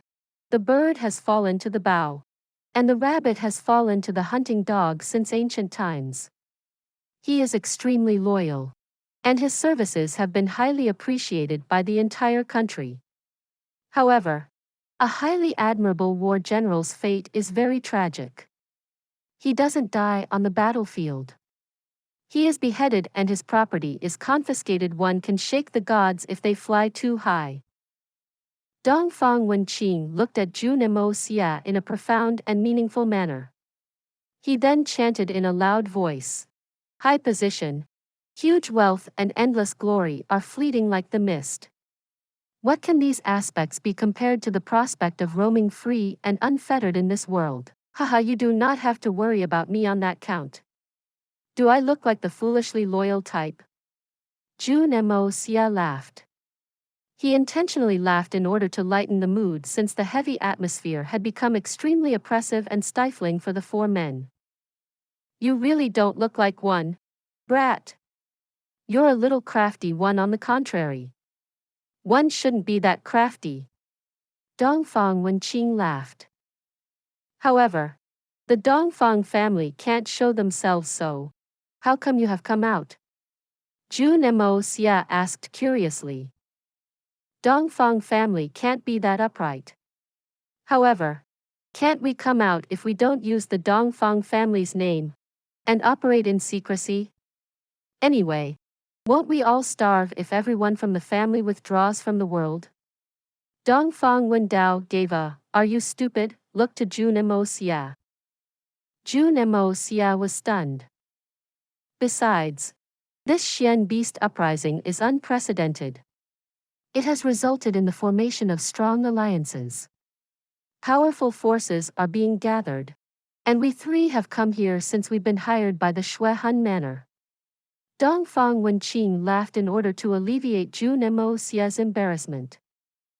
You were hired? Jun Moxie opened his eyes wide in shock. Please subscribe to this channel so that we are more enthusiastic in providing the best video for you. Chapter 326. The biggest barrier to Xian cultivation's advancement. Of course we were hired. When has the Dongfang family done anything without a payment? Dongfang Wen Xin asked as he stared and chided. This is our family's fundamental principle. Oh ha ha, Jun Moxie was dumbstruck for a while. But then he suddenly broke into laughter. This was a genuine case of having many common traits. I follow the same principle. What are you smiling at? The three men stared at Jun Moxie.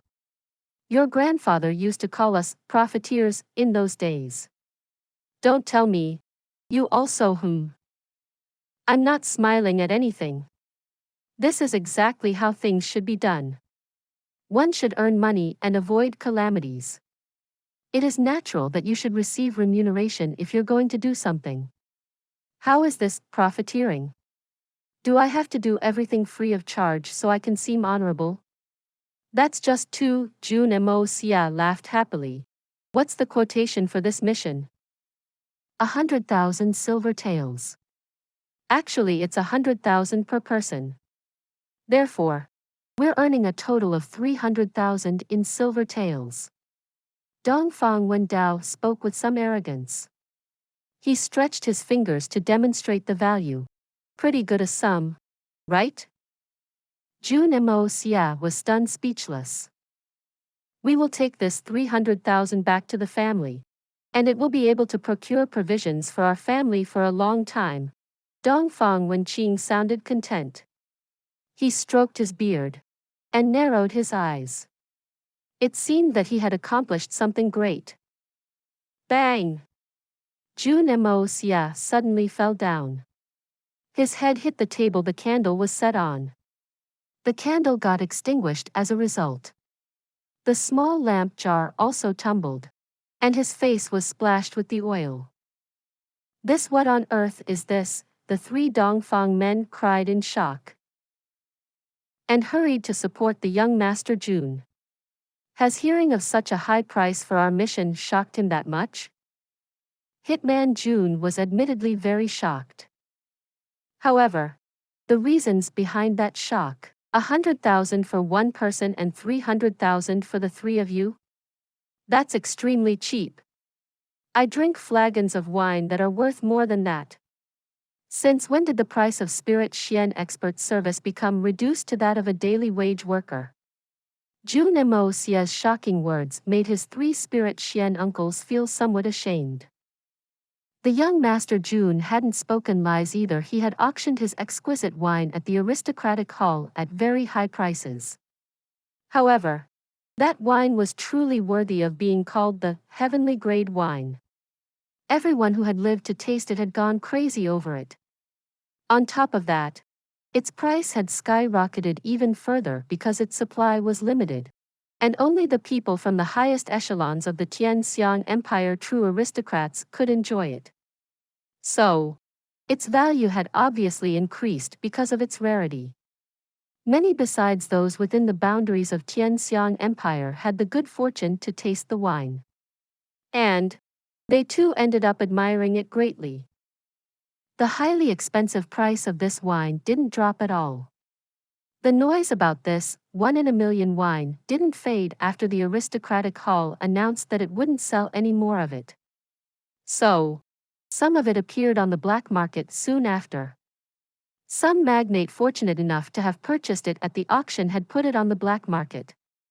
And Jun Moxie had found out through Fatty Tang, Hai Chen Feng and other people that the price of that wine had shot up even higher. The price of a single jar had reached over 300,000 in silver.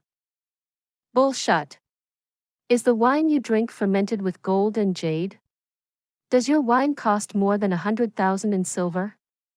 Does your family pay 100,000 to a daily wage worker? Dongfang Wen retorted gloomily. However, he was aware that the lifestyle at the upper echelons households in Tianxiang City was extremely extravagant. The riches and opulence in that city was far higher than any other place on the continent. Moreover, he was aware that these words had come from the mouth of the infamous Jun family's debauchee of a young master. Therefore, he feared that the statement wasn't actually fake or exaggerated. Speaking of the Dongfang family, it was once considered one of the great aristocratic families. And it was quite powerful even if it wasn't as strong as the Silver Blizzard City or the Xuan Manor. It merely conducted itself in a quiet and discreet manner in order to attract less attention. But they had still possessed commendable resources at their disposal. However, the family has been cut off from the world for 10 years because of that Dongade pledge. It had seemed like the entire Dongfang family had disappeared. Everyone from this family had withdrawn from society to live in their secret holdings, and they had fully disengaged from any interaction with the outside world as well. The many great masters had kept a close watch for the first few years since they had feared that the Dongfang family wouldn't adhere to the condition. The Dongfang family had no choice but to give in under such strong pressure. Therefore, they became completely isolated from the world. However, the family had several people, and a lot of clothing and food was required for them. They had a profound background, but they were slowly unable to make their ends meet. Many years passed, and it had started to seem that they were feeding on empty air. Soon, several major forces started to contact the Dongfang family and expressed their desires to resume business with them. After all, the outside world needed to maintain its livelihood even if the Dongfang family had been banished. But the circumstances of the three great masters who had witnessed their exile changed with time. Yunbi Chen got spirited away and disappeared. Li Ju Tian began to wander the world for years on end, and became hard to find. Soon, Han Feng Shui was the only one who remained accessible. However, he went to the Silver Blizzard City soon after. Thus, all three of the greatest masters had become secluded from the rest of the world.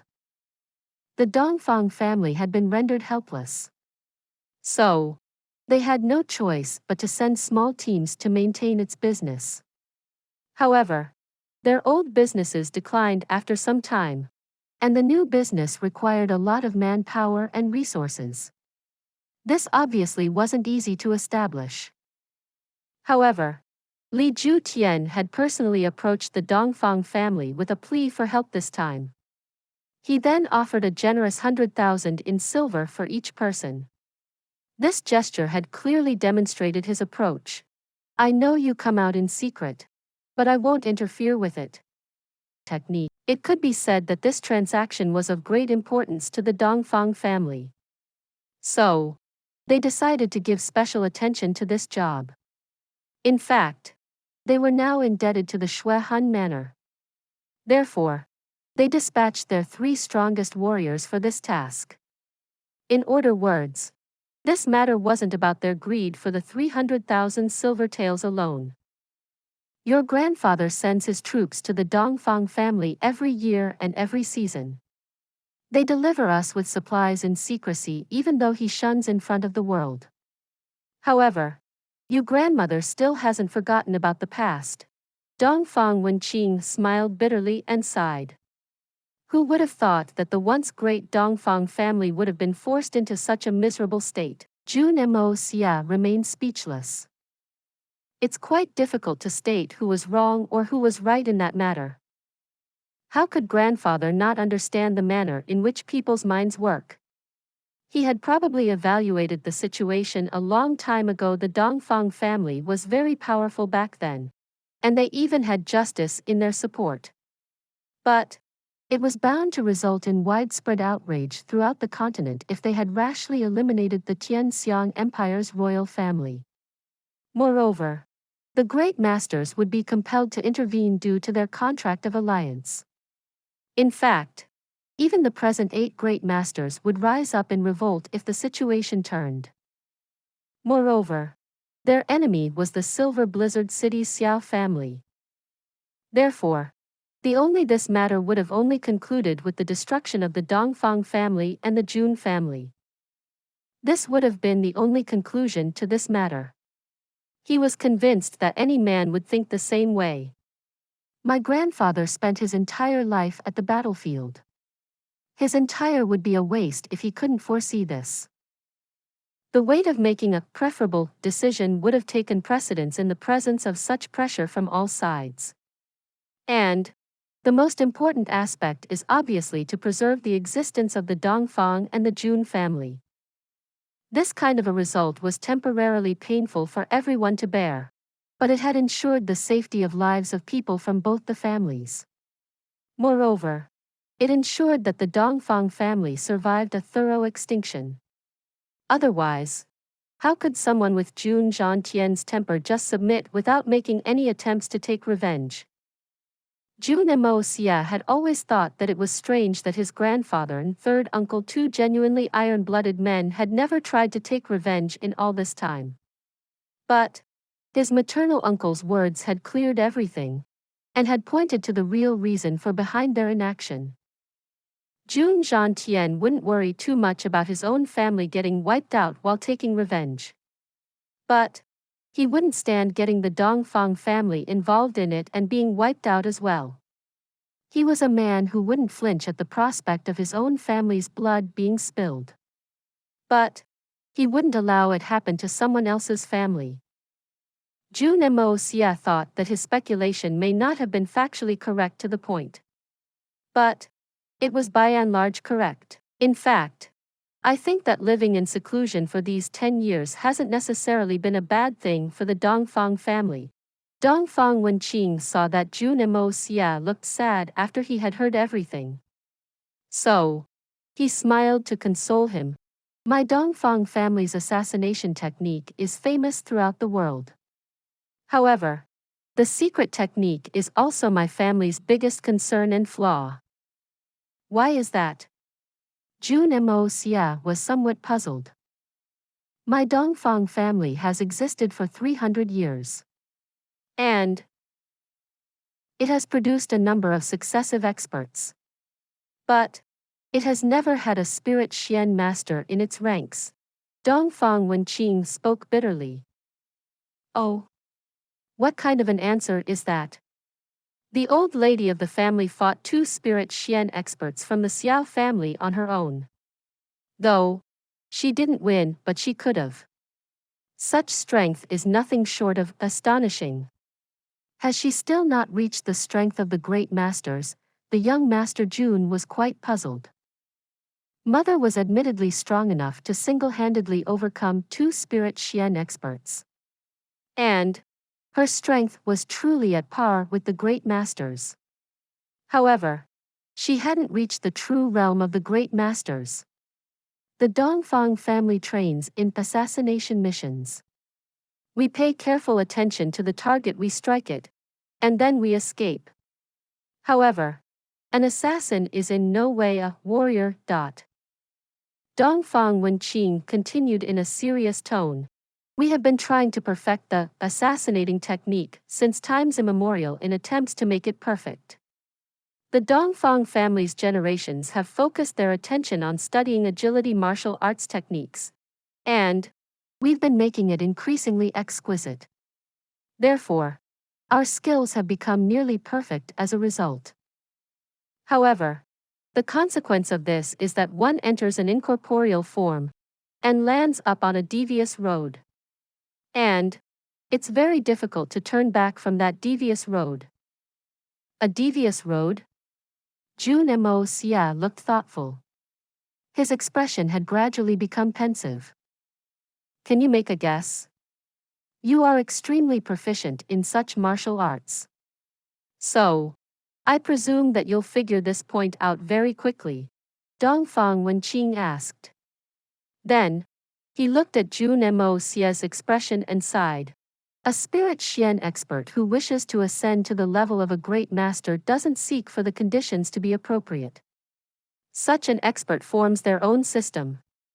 They incorporate their Xian qi into it and develop a unique understanding.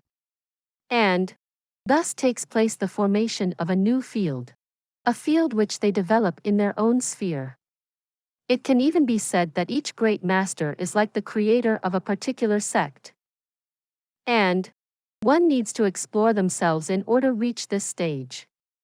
They need to explore their skills in order to sharpen them. And where does this exploration process take place?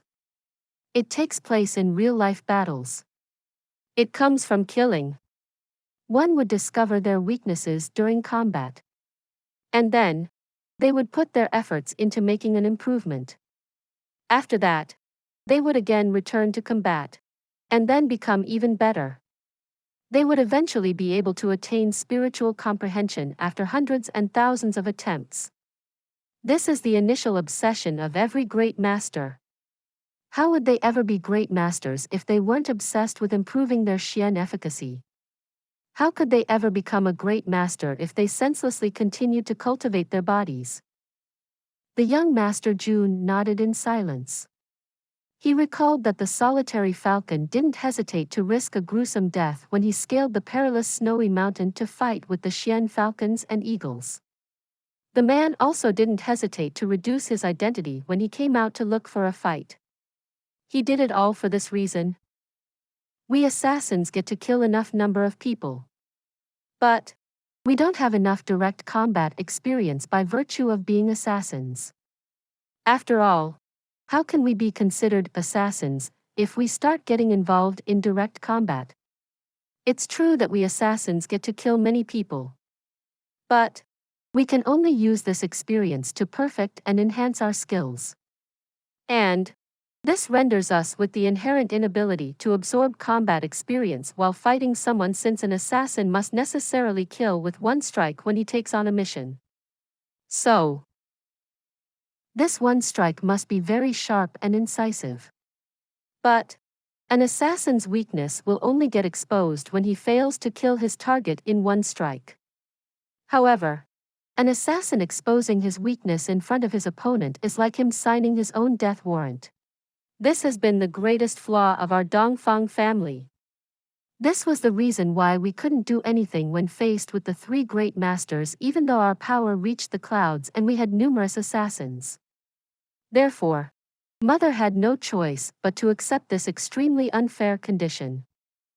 Dongfang Wen Xin's eyes shone as he looked at Jun Moxie. You must have understood the reason I'm telling you all this. Your move is even stranger than ours. It's more agile. No one who can kill you when you employ your skills. However, this is also the greatest barrier to your martial advancement. You won't need to worry about your life once you can disregard any expert's strength and defense. You would then move throughout the world unfettered, since you'd find security in this knowledge. But you have these skills to rely on. So, you won't be worrying about your life. Why would you? Right? However, even if you don't wish to admit it, and even if you think you won't be negligent, but the fact is that having such skill and mindset is what makes you different from the ones who aspire to become a great master. You are already different from them because you won't tremble in fear like they do. But one can only have a tremendous breakthrough under the pressure of death. Otherwise, you will only make a breakthrough when the conditions are right. However, you won't reap the unexpected rewards that come with the unexpected breakthroughs that one can attain under pressure. Hence, your chance of attaining the level of the great masters will eventually turn into a hopeless endeavor. Jun Moxie was both frightened and emotionally moved. The immense capabilities of the Hongjun Pagoda had already guaranteed that he wouldn't die even if the 8 great masters tried to kill him together. I was always secure in this knowledge. And that's why I was so daring. I hadn't even reached the Silver Xian cultivation, but I had already gathered the courage to confront Sky Xian and Spirit Xian experts. And there was no pressure or fear of death in my heart at that time either. But if I ask myself, what if I didn't have the Hongjun Pagoda with me? How many times should I have died because of my actions? I was immeasurably self-satisfied. I had thought that I had no need to have any misgivings because I possess remarkable abilities. But Will I be able to make progress to that level in the future if I continue to have such an attitude? A drop of cold sweat slowly trickled down as Jun Moxie thought about this. That sweat drop made a crystal clear, plop, sound as it hit the table. Dongfang Wen Xin was aware that he had given his nephew something to think about. He could see that the young man was strenuously pondering over it, and shouldn't be disturbed at any cost. Therefore, he stealthily waved to his two brothers, and the three of them quietly withdrew from the tent. Jun Moxie sat motionless inside the tent, alone. His brows frowned in contemplation as the lights flickered. Perhaps I should change. The Hongjun Pagoda is a treasure that goes against the heaven's will. And its functionality is extremely formidable because of this reason, but it won't help me much with my progress. Jun Moxie continued to ponder over this issue throughout the night and up to the next morning. But he hadn't figured out a solution yet. The young Master Jun had dark circles around his eyes as he walked out of his tent the next morning and stretched his body. Dongfang Wen Xin had been waiting for a long time. He was calmly standing under a tree in front of the tent's entrance. The spirit Xian expert looked at Jun Moxie and asked, "What? You still haven't figured it out?" Jun Moxie forced a smile and looked up to the sky. "But you gave me such a difficult problem. I have such a wonderful skill, and yet I shouldn't use it. I should suffer even if I encounter an enemy who I know is stronger than me, but I shouldn't use my skills, even as a Jade Xian expert against a great master. Wouldn't it be akin to courting death? You were awake the whole night and this is what you've been able to come up with?" Dongfang Wen Xin asked somewhat rudely. He stared at his nephew for a while. Then, he started to abuse him. "Fool! Idiot! You're absolutely disgraceful. You're an idiot. A fool. How has my smart sister given birth to such an idiotic son like you? You have really rendered this old man speechless. Do you have fodder inside your head? Or did a donkey kick your head when you were a kid?" "Ha!" Jun Moxie was confused. There isn't a single man who hasn't praised my intelligence, whether it was in my previous life or this one. But he's calling me stupid. He felt like retorting.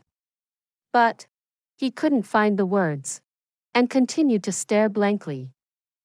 What I earlier said was that you should try as hard as possible to abstain from using your special skills to attain victory over someone at the same level as you. The harder it is to win, the better it is for your growth. You could even skip a few levels and challenges the experts who are stronger than you.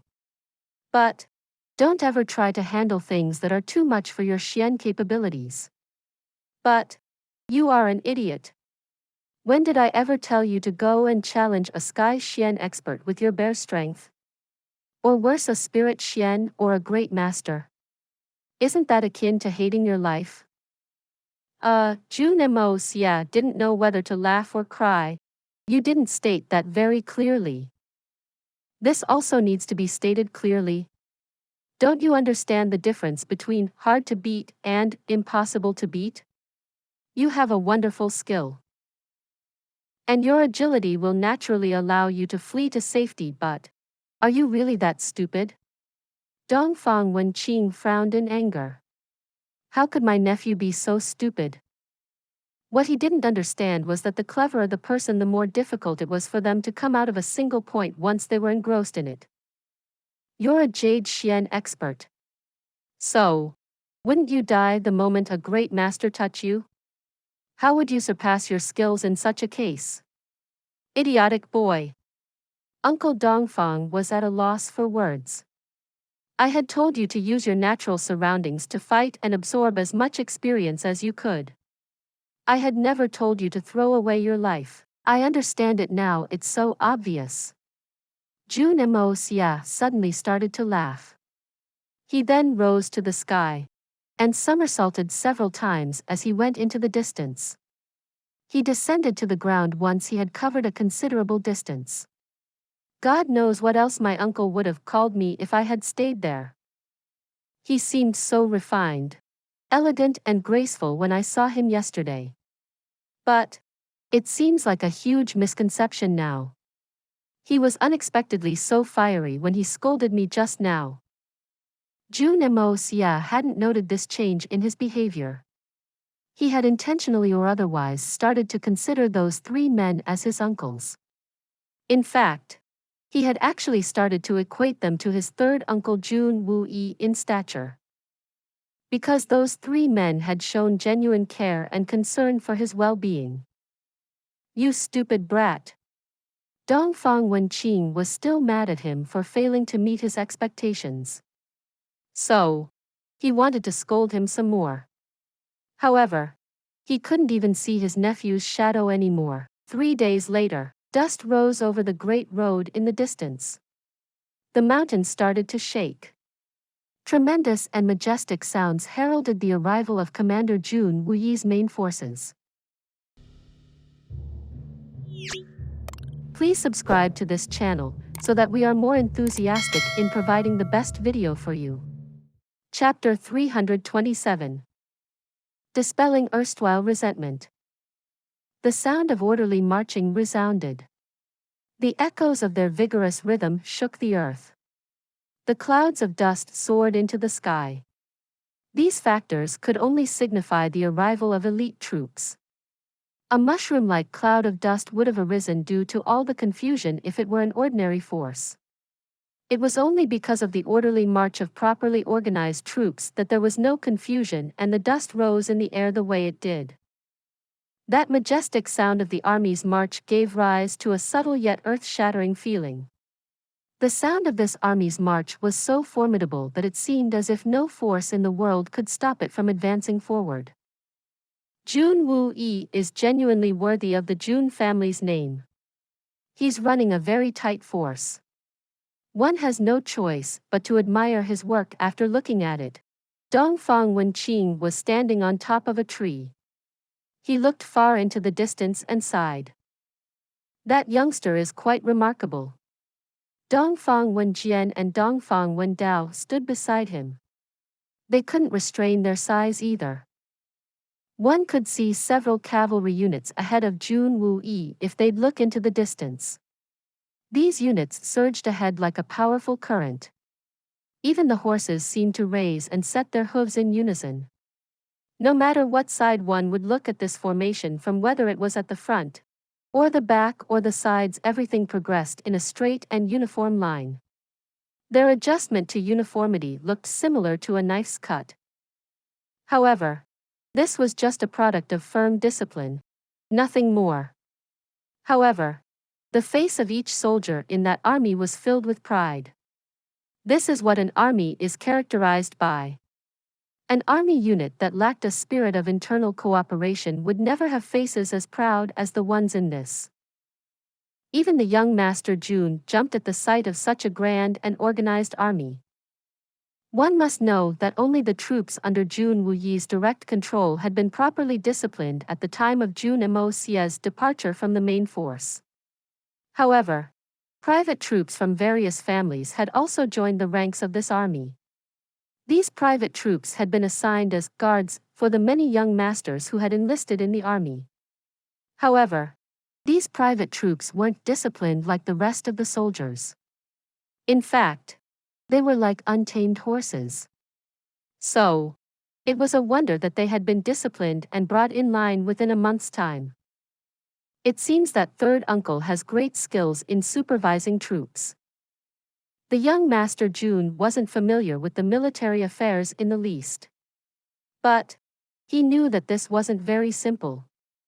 So, the young Master Jun was aware that he would have had a lot of trouble on his hands if his place had been exchanged with his uncle's. Jun Moxie led the 250 of his men to make a welcome party. However, he was greeted by a cold face. Jun Moxie was a wild and untamable beast. But he smiled at this cold face because it belonged to his third uncle Jun Xie. Jun Xie looked at his nephew with a solemn expression on the surface. However, his heart didn't know whether he should laugh or cry. Has any vanguard unit ever acted in this manner? Letting out your men wasn't very different from letting out sheep in the forest. They basically disappeared without a trace. And no news of your advancements was relayed to us at the back. I've never heard of a vanguard unit to operate in this manner before. In fact, this is unprecedented. The young Master Jun had actually done a good job in clearing the path ahead. The army hadn't faced any inconvenience or latent problems. The young Master Jun's approach may have been improper and insensible, but he had completed his task nonetheless. Therefore, the army hadn't faced even the slightest of problems. Jun Xie was extremely satisfied with this point. Even the upper echelons of the command were quite satisfied with this since they were informed of his efforts. Well, at least no one tried to nitpick the problems. The only problem was that he hadn't stayed in contact with the main army. However, what about those who didn't know of his efforts? They had readily believed that the Jun family's brat had no sense of responsibility. And they had credited Commander Jun for the fact that they hadn't encountered any trouble throughout their journey. Even the old Master Jun, who had stayed back in the Tianxiang city, had somehow come to receive some of this credit. However, the problem that seemed more serious was the fact that the count of people who were unaware of the young Master Jun's efforts was massive in number. To quote an example, if the army had only 100 men, 99 of them would say that it was the third Master Jun's or the old Master Jun's handiwork. Therefore, this naturally gave rise to the issue of convincing the majority of the population. The young Master Jun's actions had seemed undisciplined on the face of it. So, how could the military's order be maintained unless some punishment was meted out to him? Therefore, Commander Jun was left with no choice but to rain down a tongue-lashing on Jun Moxie. The young master played his part well. He raised his eyebrows in shame and looked down. He acted like a yes man in a bewildered manner. The young master pretended that his third uncle was praising his efforts. In any case, Jun Moxie didn't listen to his uncle lecture properly and had nearly fallen asleep by the time it ended. The third Master Jun was busy venting his anger on his nephew when he sensed the hint the latter's droopy eyes were giving off. So, Commander Jun had no choice but to hastily explain the camp's arrangements to the troops in a brief sentence. He then quickly ordered the troops to retire. Commander Jun has great authority and murderous aura. Your authority has increased many-fold since I saw you 10 years ago. You sent your nephew to lead the vanguard. And then, you actually gave him a tongue-lashing even though he completed the task very satisfactorily. But I didn't hear a single word of encouragement from your mouth. That's truly a ruthless method of self-discipline. You're genuinely an iron-blooded man, a mockery-riddled eccentric voice echoed from somewhere. A cold light flashed in Jun Xie's eyes as his sword-like eyebrows shot up. Who is it? Come out. We're coming out. We're coming out. Don't tell me that the commander is afraid. There was a brushing sound as 3 people came out of their tents. Elder brother Dongfang? Jun Xie exclaimed in pleasant surprise before he looked further. Second brother Dongfang and third brother. It's really you. Jun Xie's eyes filled with an immensely guilty look immediately after that pleasant surprise. His countenance also became extremely dispirited. Of course it's us. You're rushing towards Tian Fa so quickly. Jun Xie. Do you wish to die? Are you tired of your life? The words that came out of Dongfang Wen Xin's mouth sounded harsh and taunting, but his expression wasn't very grave. A person would have no problems in discerning a sliver of care in that speech if they used their perception ability. The 3 brothers' resentment towards the Jun family didn't run that deep. They had only vented their anger. Nothing more. Moreover, their hearts were at ease since they had seen that the rumored debauchee nephew of theirs was actually a promising young man. So, they felt even less resentment towards the Juns. 10 years had passed since that tragedy. And Jun Xie was surely the source of it all, but wasn't he its victim as well? In fact, he was the biggest victim. He had lived the life of a cripple for 10 years. And he had lived a life of remorse for 10 years. That one man was forced to bear the blame of the misery of multitudes. Worst of all, Jun Xie wasn't even aware of the situation in the beginning. And things had already gotten out of hand by the time Jun Xie came to know of Han Yanyao's identity. They looked at Jun Xie and realized that these guilt-ridden 10 years had exhausted him completely.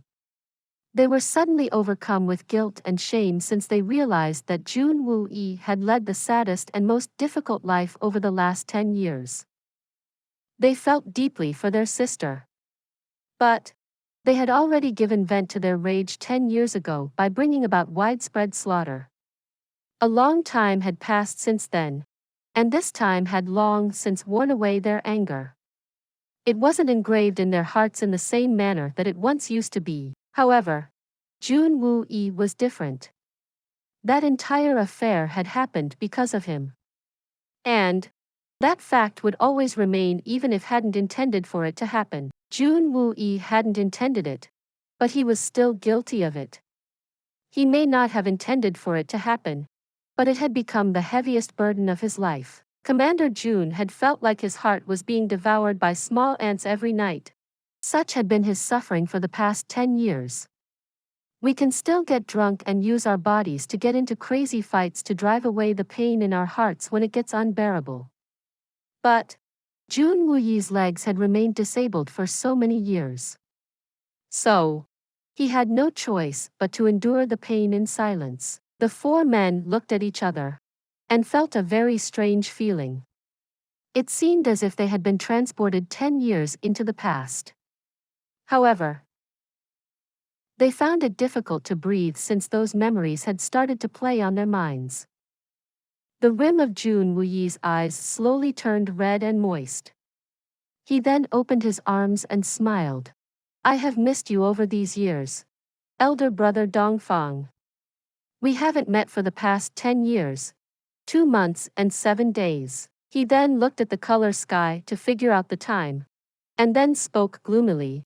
And 2 hours I gave you the news of the elder brother's death on that day about 2 hours ago from now. Jun Xie's eyes suddenly became blood red.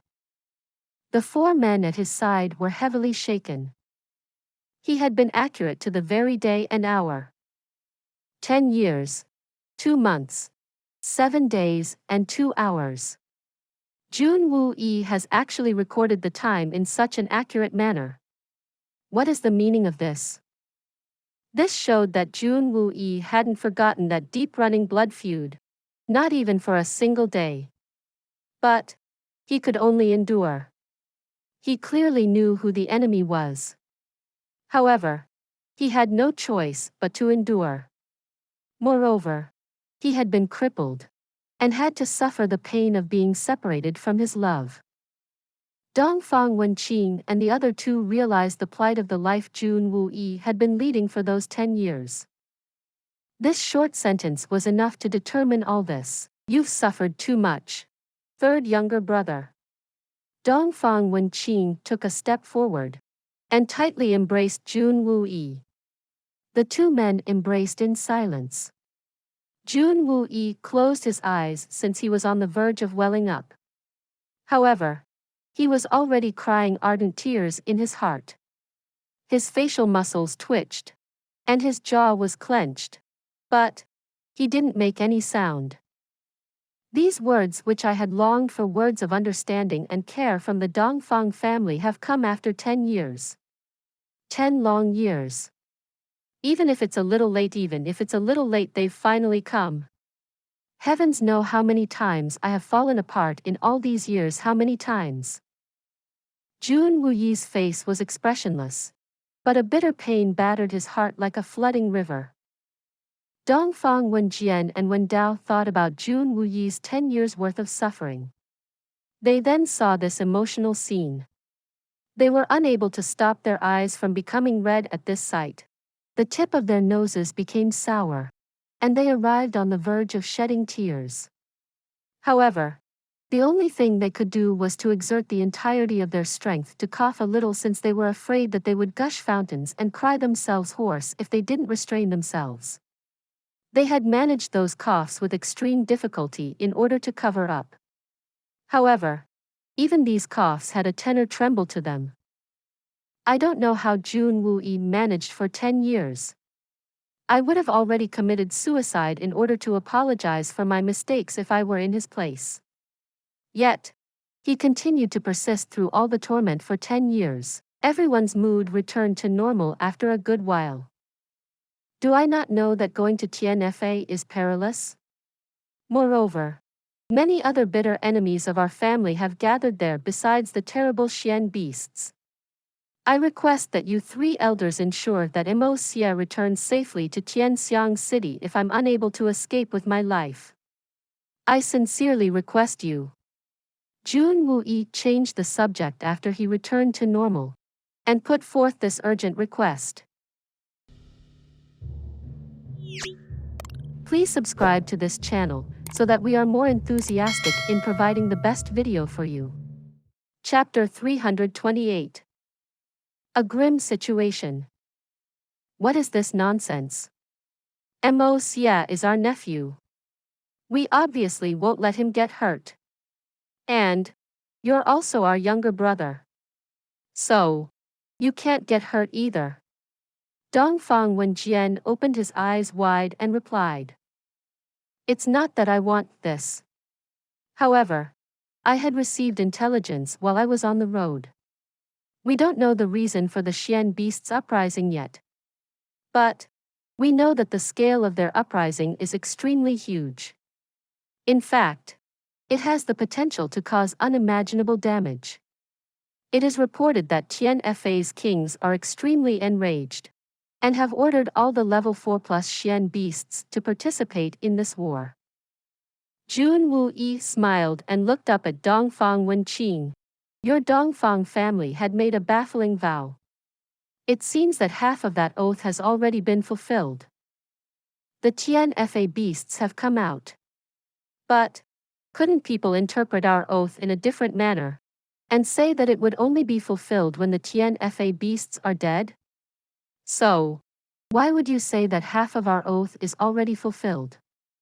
Dongfang Wen Xin was quite happy a moment ago, but he suddenly asked in a doubtful manner. That's because it has been confirmed that this uprising has been instigated by the 3rd and the 4th Xian beast kings.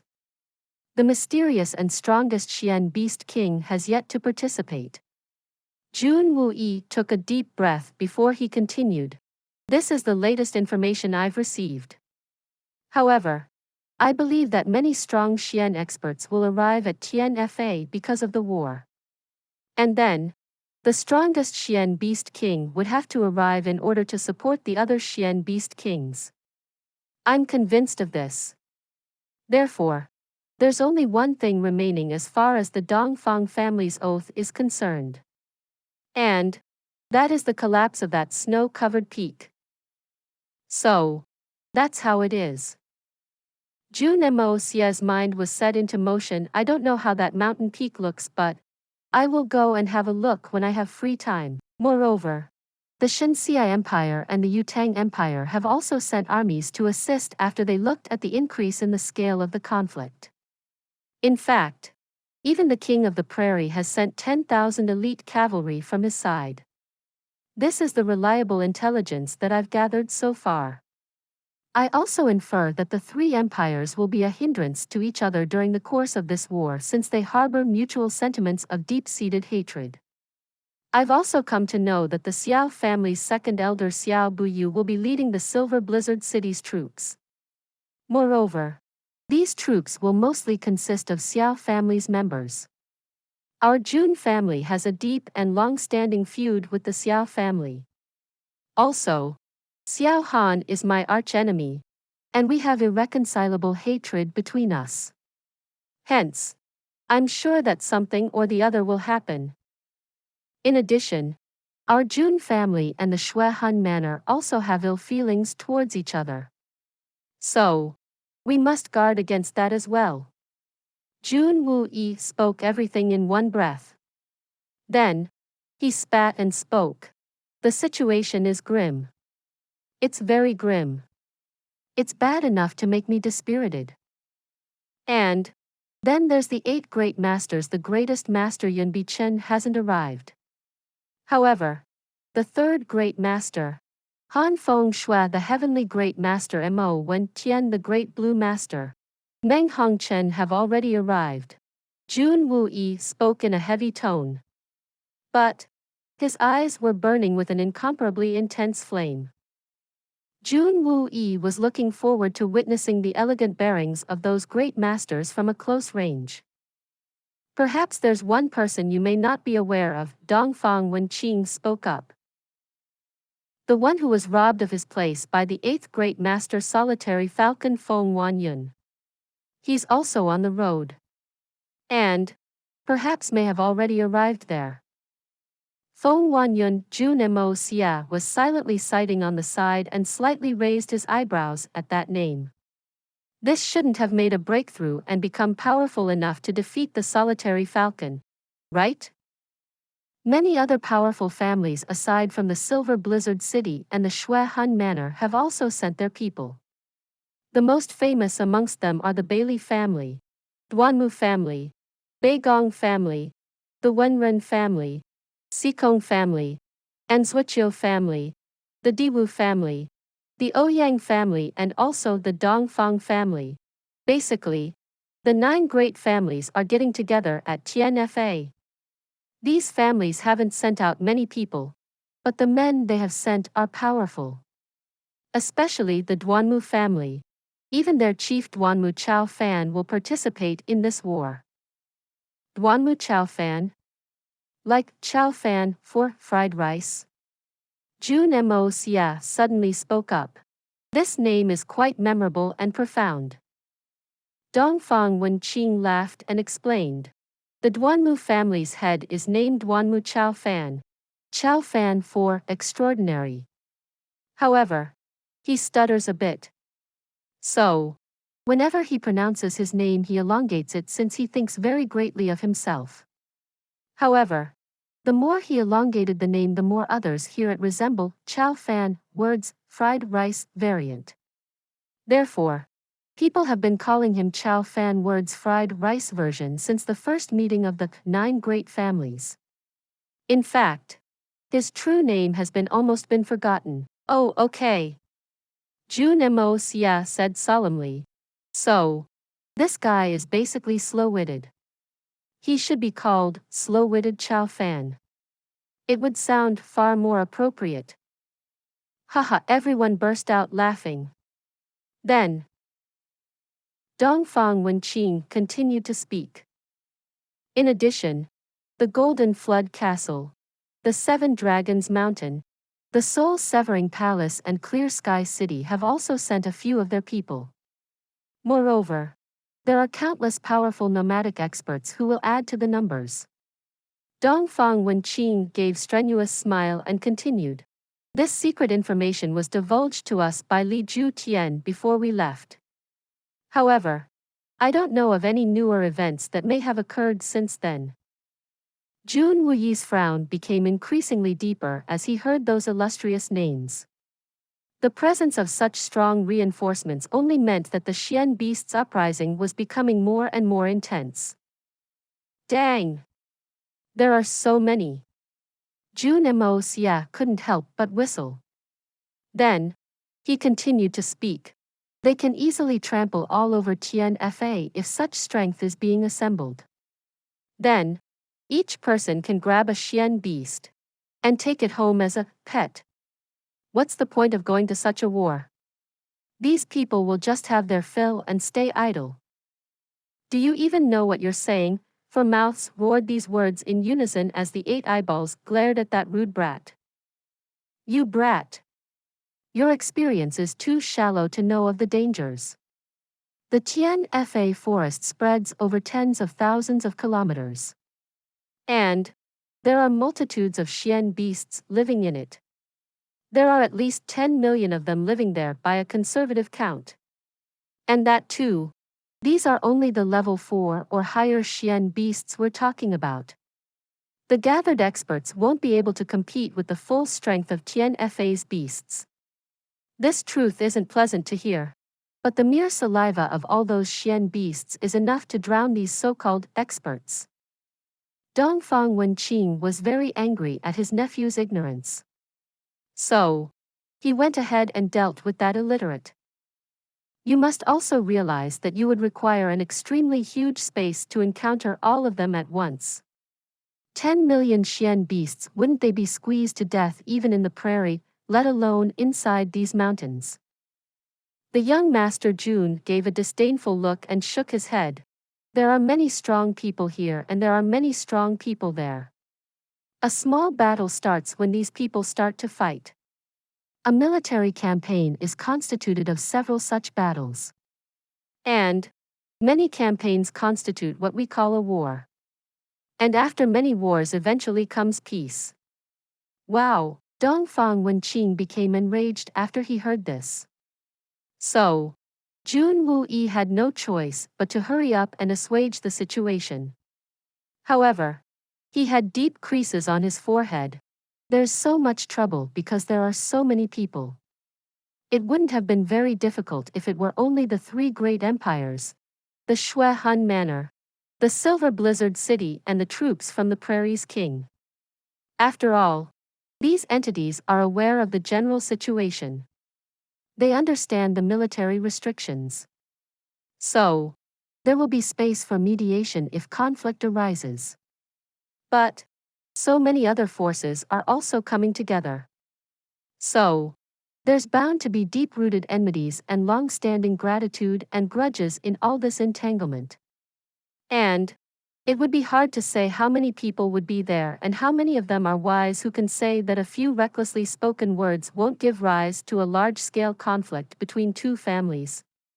And who doesn't have 3 or 6 friends behind them? Moreover, the Xian experts who hail from the general society don't maintain order like a disciplined army. This problem is a genuine headache. Dongfang Wen Xin and the other 2 nodded in unison. We must have a unified command since so many people are participating. There must be a single commander-in-chief in such a situation. Otherwise, won't we just be providing rations to the Xian beasts if everyone decides to fight as they please and charge like a swarm of bees? Jun Moxie added. The 4 elders were quite appreciative of the first part of Jun Moxie's words. However, they rolled their eyes when the second part about providing rations to Xian beasts was spoken. This is an evident admission. However, the commander-in-chief must be one who isn't occupying that post in name alone. Moreover, he will have to do a very thankless job. Some conflicts may even get triggered between officers who occupy insignificant posts. After all, there are forces from 3 empires. And there will be generals from the prairie as well. Several of them won't bow down because they will be there representing their respective countries. However, this problem is a comparatively easier to resolve. The soldiers will obey the commander-in-chief because they are accustomed and in understanding of military duties. That isn't a big problem. The real problem is the huge number of powerful experts from around the world. They're all undisciplined. Moreover, they aren't accustomed to military restrictions. Not only will they not accept each other, but also any large-scale military command. Each powerful expert will have their own prestige.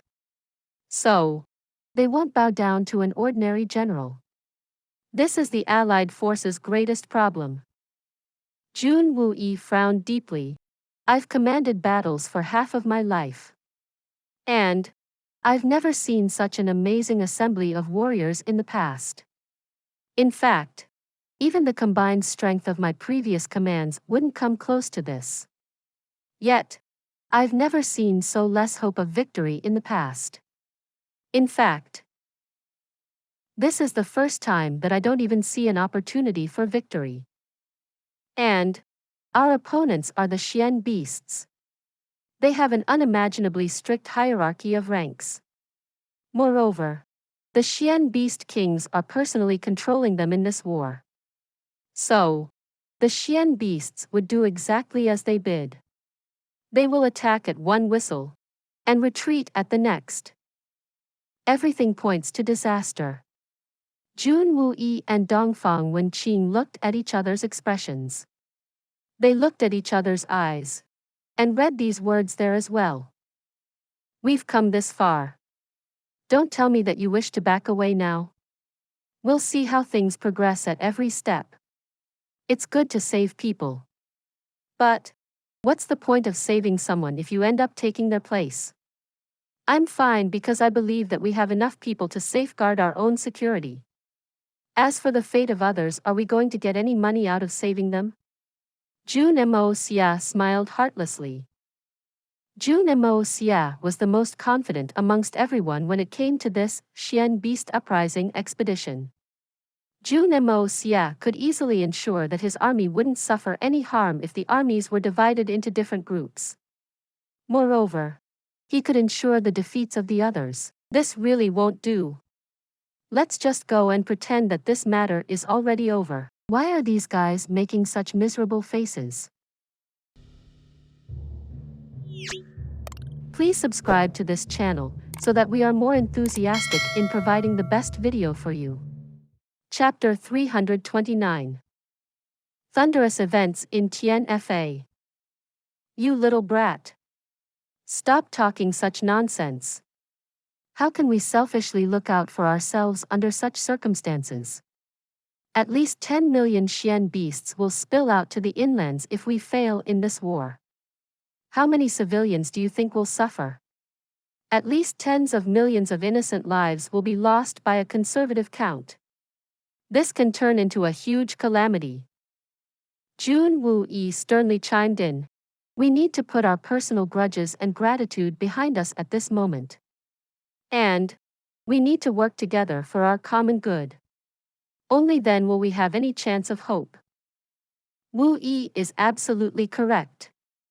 This battle between man and Xian beast will decide the fate of our continent for the next 100 years. A man of Li Ju Tian's arrogance wouldn't have made the supreme summons after letting go of his pride if the situation was a minor one. He must have been constrained by the severity of the situation to forego his ego and make the supreme summons. In fact, he would have been condemned by history if he hadn't done that. Dongfang Wen Xin smiled bitterly. Several independent experts will be fighting for profits, and they will surely have a high morale at first. But I guarantee that 1/3 of their numbers would sneak off after the first defeat. After all, one has to conserve their strength for gaining superiority in society. However, we're done for if all of us hold the idea of profit in the supreme position in such chaotic times. The human nature is very evil. They want to fight with the wind and attack the dogs that have fallen into the ditch. However, a majority of the people won't refrain from backing away when the winds become rough, and that dog in the ditch transforms into a tiger. Most people would wait for the others to fight and die. They would then try to take advantage of the situation.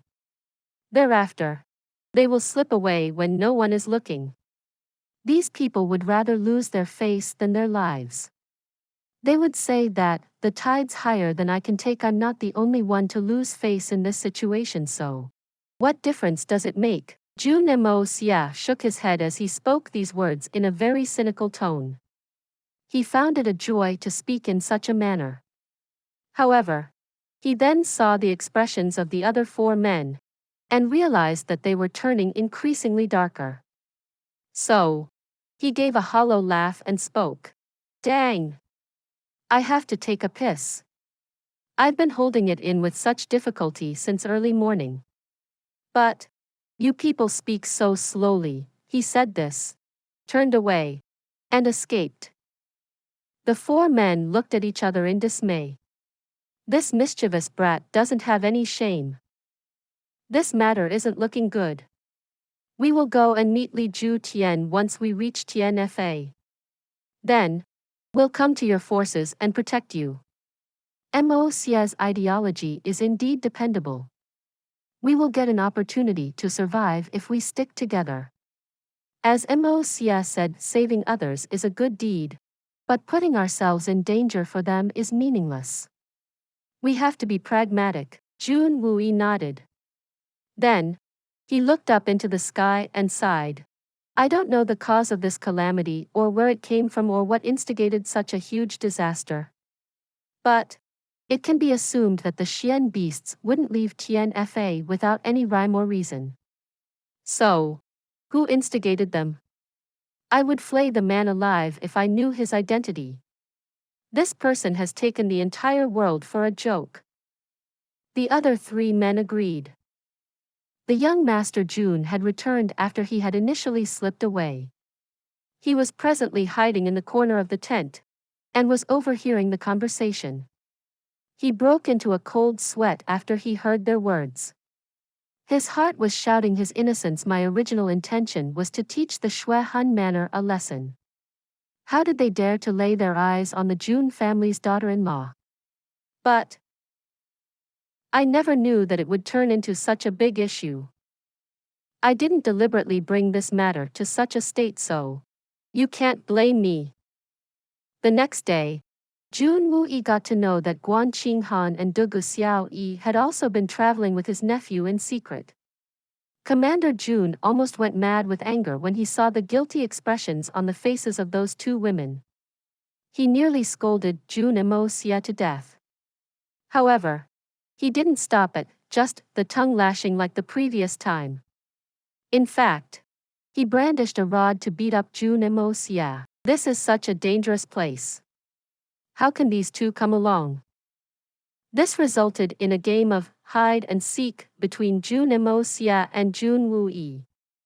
The young Master Jun would move far away from whichever place it was probable for his uncle to arrive at. He'd naturally do this in order to evade his uncle's rod. He would escape like a quick hare so as to never come face to face with his uncle. The army meandered forwards, and eventually reached the southern Heaven City on the third day since the link-up. It had now been 33 days since they had left the Tianxiang city. The army had been traveling at approximately 180 km/s day the entire journey. This meant that they had covered over 5,000 kilometers after crossing many mountains and wading through many streams. Everyone breathed in the cold air after they reached the southern Heaven City. The area outside the southern Heaven City was barren for almost 500 kilometers. The Tian Fa forest was still fine, but the human habitations were all in ruins. Jun Moxie looked in the direction of the southern Heaven City, and laughed at his foe's misfortune so wildly that he pulled a muscle in his stomach. The Shui Han Manor's site had turned into a base camp for the Xian beasts' operations. They had found large groups of Xian beasts on the road to the southern Heaven City. These groups would swarm over to attack any experts they'd find in the vicinity. But the Xian beasts' discipline was incredible. They hadn't found any trace of a Xian beast in the 150 kilometers before they reached the southern Heaven City. Therefore, one could tell that the Xian beast's temporary target was the population of the southern Heaven City. Or perhaps the people the Xian beasts harbored hatred towards. Like the Shui Han Manor's Li Ju Tian or his son, the scale of the southern Heaven City was in no way lesser than the Tianxiang city. It was the first southern city in the continent. However, the Xian beasts had already occupied the surrounding mountains, and had created a somewhat iron bucket-like encirclement. Jun Wuyi's forces finally took security in their numbers, and advanced towards the southern Heaven City. The experience was daunting even though they didn't run into any mishaps. But they managed to enter the city. And the very moment they entered the city, roar, a loud howl resounded from the northern end of southern Heaven City. It split the air as it echoed into the distance. It seemed like it was conveying a message. The roar sound resonated from the north to the south, and the west to the east. It echoed in all directions, and spread its message. It transmitted throughout the city as it traveled south. Roar! A sharp howl resounded from the southern end of the city in answer, and the message again resounded back and forth. It seemed like two people were exchanging information. One of them had seemingly said, "Here we go again. 10,000 troops have arrived. This time from Tian. And the other one replied, "I know, this interpretation may not be exact, but these howls must have meant more or less the same things. Wow! These Xian beasts are truly disciplined. They're even better than the army's troops. This is simply amazing. I love this." Jun Moxie praised in a heartfelt manner. He then shook his head before he continued. "The Xian beasts aren't that dreadful. I believe they are somewhat civilized." The sounds of two lovely laughs resounded from his side. Jun Moxie had dressed Guan Qinghan and Dugu Xiaoyi as two petite soldiers before they had entered the city. In fact, no one could tell that these two slim soldiers were women at one glance. This decision had obviously been met with strong and dissatisfactory appeals from the two beautiful women. However, Jun Moxie had insisted on it nevertheless, and had embodied his iron-blooded stance to make them comply. Dongfang Wen Xin helplessly looked at his incomparably useless nephew. "This is astounding. This brat has decided to joke at such a juncture. He is genuinely stupid if he isn't afraid of them." Then, he sighed and spoke up. The transmitting of these messages was done by peak 8-level lion beasts. The Tian FA's lord uses such high-level Xian beasts for the transmission of messages. This matter isn't a joke. Dang! Wow! This is so awesome. Jun Moxie smacked his lips and continued. "Why didn't we see any of the flying beasts on the road? I wish we could catch them and saddle them like horses. They'd be so useful for picking up girls. Any young woman would fall for me after they took one look at them." Dongfang Wen Xin stared at him wide-eyed, and started gasping in anger. This brat had become so unbearable that he would soon have brain hemorrhage due to excessive anger. Uncle Dongfang finally realized that his nephew's continent-shaking reputation as a debauchee wasn't without any reason. He also realized that no normal person was capable of having any kind of a regular exchange with this degenerate and perverted youngster. It would end up sounding like a chicken talking to a duck. The language itself would seem foreign. The Southern Heaven City's troops showed no resentment towards the assistance force that had just arrived from Tian.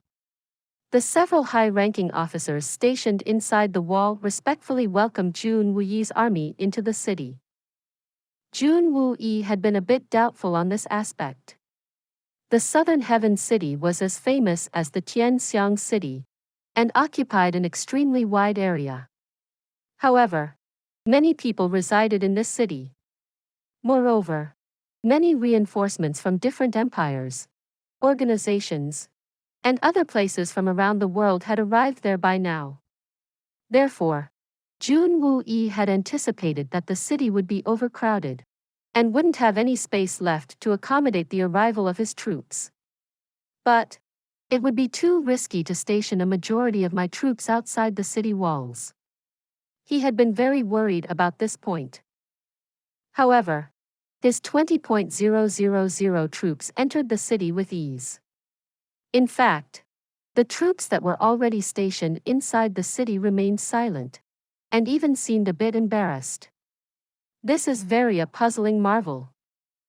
But his doubts were resolved by the time the entire army got stationed in the city. Experts came and went on both sides of the city's road. Some of them were bandaged. This was indicative of the injuries they had sustained. Some had a white cloth around their injured heads. There was a lot of clamor around the city, but it didn't feel that chaotic. However, They realized that the city was missing something as they traveled down the road. The young Master Jun thought for a while and realized what was wrong. How come there aren't any local people in this city? These words called everyone else into attention and woke them from their reveries. However, it wasn't that there were no people there. It was just that there were only a very small number of them. And surprisingly, the ones present were at the prime of their lives. No one could spot any old and infirm men, or women and young children inside the city. The highest-ranking officer in the city's garrison was a general named Wan Wuyen. He smiled bitterly and said, "The Xian beast's uprising is extremely huge. So, we couldn't dare to ignore it. We've migrated the women, children, old and infirm men about 150 kilometers away. We did this a fortnight ago in order to save them from this calamity. We've only retained men who are at the prime of their lives, and a few necessary stores. This general will personally go and recall all of them if we are able to defeat this Xian beast uprising. We may not be able to live happily and work in peace, but we can at least defend our families and homes." Jun Wuyi felt a sense of great veneration for the man. "General Wan, this Jun admires your feelings for your people in times like these." Wan Wuyen looked pained. He then smiled bitterly. "This uprising is surely unprecedented. Powerful Xian beasts have infiltrated the city at least a dozen times in order to look for trouble. And they've caused more casualties than I can count. So, why trouble the people? I've guarded this desolate post of the southern heaven city for the past 12 years. The people of this place aren't exactly the most civilized, but they're still like my parents, relatives, friends, and younger siblings. So, I wouldn't leave this place even if had the chance to." The southern heaven city was his homeland. He had grown up here. So, he looked at it with extreme warmth and yearning. The atmosphere had suddenly become heavy and stifling. To move so many people must have required a lot of effort. Jun Moxie changed the subject. "The southern heaven isn't like the interiors of the continent. So, the population here isn't that large even if the city is big. We've moved around 1.543.900 or so people out of the city and its surrounding areas." Wan Wuyen said in a somewhat gratified and proud manner. He then chuckled. The effort it took, if of no concern, this was a matter of over 1.500.000 lives. The hard work was worth it. Amazing. Jun Wuyi looked at the ancient southern heaven city and said, "General Wan, your painstaking work won't be in vain. This Jun promises that General Wan's tremendous efforts won't be wasted." "I hope so. I just request Third Master Jun." General Wan stayed quiet for a while, and then stuttered those words. They reorganized the army and made arrangements for the camp. Afterwards, they went with General Wan Wuyen to the city lord's official hall to discuss the pressing matters. Jun Wuyi suddenly jumped scared after they turned the bend. "This is the official hall? My God! This discussion is at the public square?" The city lord's hall had been torn down along with the other unnecessary constructions. All that was left was a large drill ground which could accommodate around 10,000 soldiers. The city lord's original stage platform was still present. It was around 3 meters in height, and was adorned with thick green cloth. Jun Moxie glanced at it, and felt that it looked like a stage from a drama play. Several luxurious tents had been set up on either side of stage. And the grand banners fluttered in the fierce autumn wind in front of each of these luxurious tents. Around 100 imposing banners fluttered together. They also had writings on them: Xuan Manor, Silver Blizzard City, Ouyang, Duanmu, Beili, Beigong, Wenren, Zhuqiu, Shenxi, Yutang, Soul Severing Palace, and so on. Jun Moxie became exhilarated. His eyebrows shot up, and his eyes shone with happiness as he laughed and said, "This is unexpected. I didn't know that this would become such a huge convention of all the great martial artists. This is fucking exciting. There are basically no ordinary tramps around here." However, the third master Jun Wuyi didn't take this so lightly. He puckered his eyebrows. It was very important to have a unified command if they were to have any chance of winning this war. Those independent tyrannical experts could perhaps lead a scuffle or a gang fight with 10 or maybe a few more people. However, Jun Wuyi knew that none of them were capable of leading a large and unified force of hundreds of thousands to war. However, it was evident that the armies and troops of the big empires and the people from the noble martial arts families were on equal footing in the present circumstances. In fact, it could even be said that the army's status had been raised to the top. Regular troops would never be held to any importance by powerful Xian experts during regular times. But were these regular times? Wouldn't it be the biggest joke in the world if these people looked through a slit in the door and thought that they could do as they please and fight as they liked against the terrible Xian beast kings who had a unified command over the entire Xian beasts uprising? Commander Jun. We have set up the tent for the Tianxiang army's command over there. General Wan Wuyan smiled and pointed with his finger.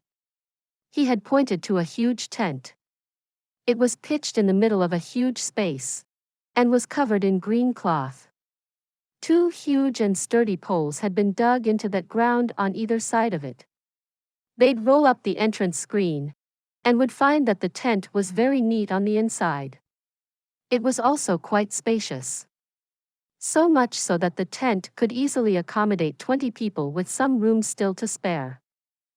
A red banner flew high in front of the tent. It had Tianxiang Jun written on it. The 3 words fluttered as the banner flew high like a spiritual dragon, but they could easily be seen intermittently. This banner was taller than the ones of the other factions by at least 3 meters. It was also the only one which had the name of an individual family. Ha! Jun Wuyi looked at Wan Wuyan with a questioning look. He was somewhat puzzled. Wan Wuyan laughed gently. His eyes were full of reverence. I have always revered the 4 commanders of Tianxiang's Jun family. The great marshal Jun Tian, the white commander Jun Wuhui, the divine iron-blooded battle commander Jun Meng, and the blood general Jun Wuyi. I'm proud to host the Tianxiang Empire's Jun family. Many extreme supreme experts have gathered here in the southern Heaven City, but this is still my territory. This matter is related to my southern Heaven City, and I won't allow Tianxiang's hero to be beneath anyone here. So, I request you to grace the residence Commander Jun. Many thanks. Jun Wuyi remained silent for a while before he managed to solemnly utter those 2 words. I've been hearing many things these days, and many people seem to have opinions about the Jun family. You need to be careful, Commander Jun. Wan Wuyan lowered his voice as he cautioned. Jun Wuyi nodded slowly as his eyes filled with unwavering determination. However, Jun Moxie's eyes flashed with a cold light. Jun Moxie slowly pushed the wheelchair forward. 4 deputy generals of the Tianxiang army followed him in formation. Their eyes were alert, and their hands were on the hilt of their swords. And the 3 fearless Dongfang swords walked beside him. People from every faction leisurely started to enter the wide space at once. If they paid attention, they would notice that Jun Moxie was pushing the wheelchair in the center of the field. He was neither an inch to the left of the field's center nor to the right. This was an extremely aggressive approach. This is my land. It's my territory. I'll do as I please. And I'll move the way I want to. Their route was such that people from several factions were able to inspect them from both sides of the field. And Everyone shot arrows from their eyes. The atmosphere had suddenly become very oppressive. It seemed that Jun Moxie and Jun Xie had brought heavy weather and high pressure with them. The 6 men moved calmly forward. But the people on the sides could only feel as if these men were a powerful and invincible current of steel that was silently marching forward. Most people couldn't sigh as they watched these men walk forward in their firm and resolute stance. The biting cold wind suddenly started to whistle over the southern heaven city. The dark clouds of thunder started to rumble in the heavens above the city, and slowly started to converge over the field. A gale whistled in the field, and the dust started to roll. The numerous banners started to flutter in the wind, and started to make rustling sounds. However, even the rustling sounds of the banners seemed neatly organized in this moment. The dust blew into their faces. This made the 4 deputy generals and the 3 Dongfang men squint, and their movements became a bit sluggish. However, Jun Xie remained calm and tranquil. His expression was still stern. Even his eyebrows didn't flinch. Jun Moxie pushed the wheelchair easily and indifferently behind him. His eyebrows rested like vigorous dragons which would break out and fly into the air at any time. His elegant, desolate and demon-like face was completely still. It seemed like he hadn't even noticed the changes in the sky, or the multitudes of burning gazes around him. The speed of his movements was neither too fast, nor too slow. And they remained unaffected still. This uncle-nephew duo seemed a flashing divine sword that was freely cleaving through the storm to the eyes of the onlookers. A long strip was cloven in the crowd by the 2 men as they moved forward. This area was within the Tianxiang Empire's limits. And the Tianxiang city was also the closest amongst the ones that had sent reinforcements. Therefore, everyone was resentful over the fact that the troops from Tianxiang had arrived last. They believed that Tianxiang had set the timing of the arrival of its troops very precisely in order to embarrass them. This was one of the major reasons why the people from the various factions hadn't come out to greet the Tianxiang army at the time of their arrival. However, they didn't even speak of the thought of censure as they saw the uncle-nephew duo gradually make their way forward. None of them could recall the things they had discussed earlier. Everyone was in a dignified mood. And everyone was respectful. Even Xiao Han, who was the most jealous of Jun Xie, and had wanted him dead, couldn't help a look of envy and inferiority overtake his eyes. Is it possible that I'm genuinely not his equal? Jun Xie didn't have spirit Xian cultivation, nor did he have moves as strong as those of the great masters. However, he had become a true hero around the world ever since he had commanded those millions in that decisive battle. He had indeed earned himself the place of a famous general. Countless sky Xian experts, spirit Xian experts and even the great masters thought of him as an incomparably apt general.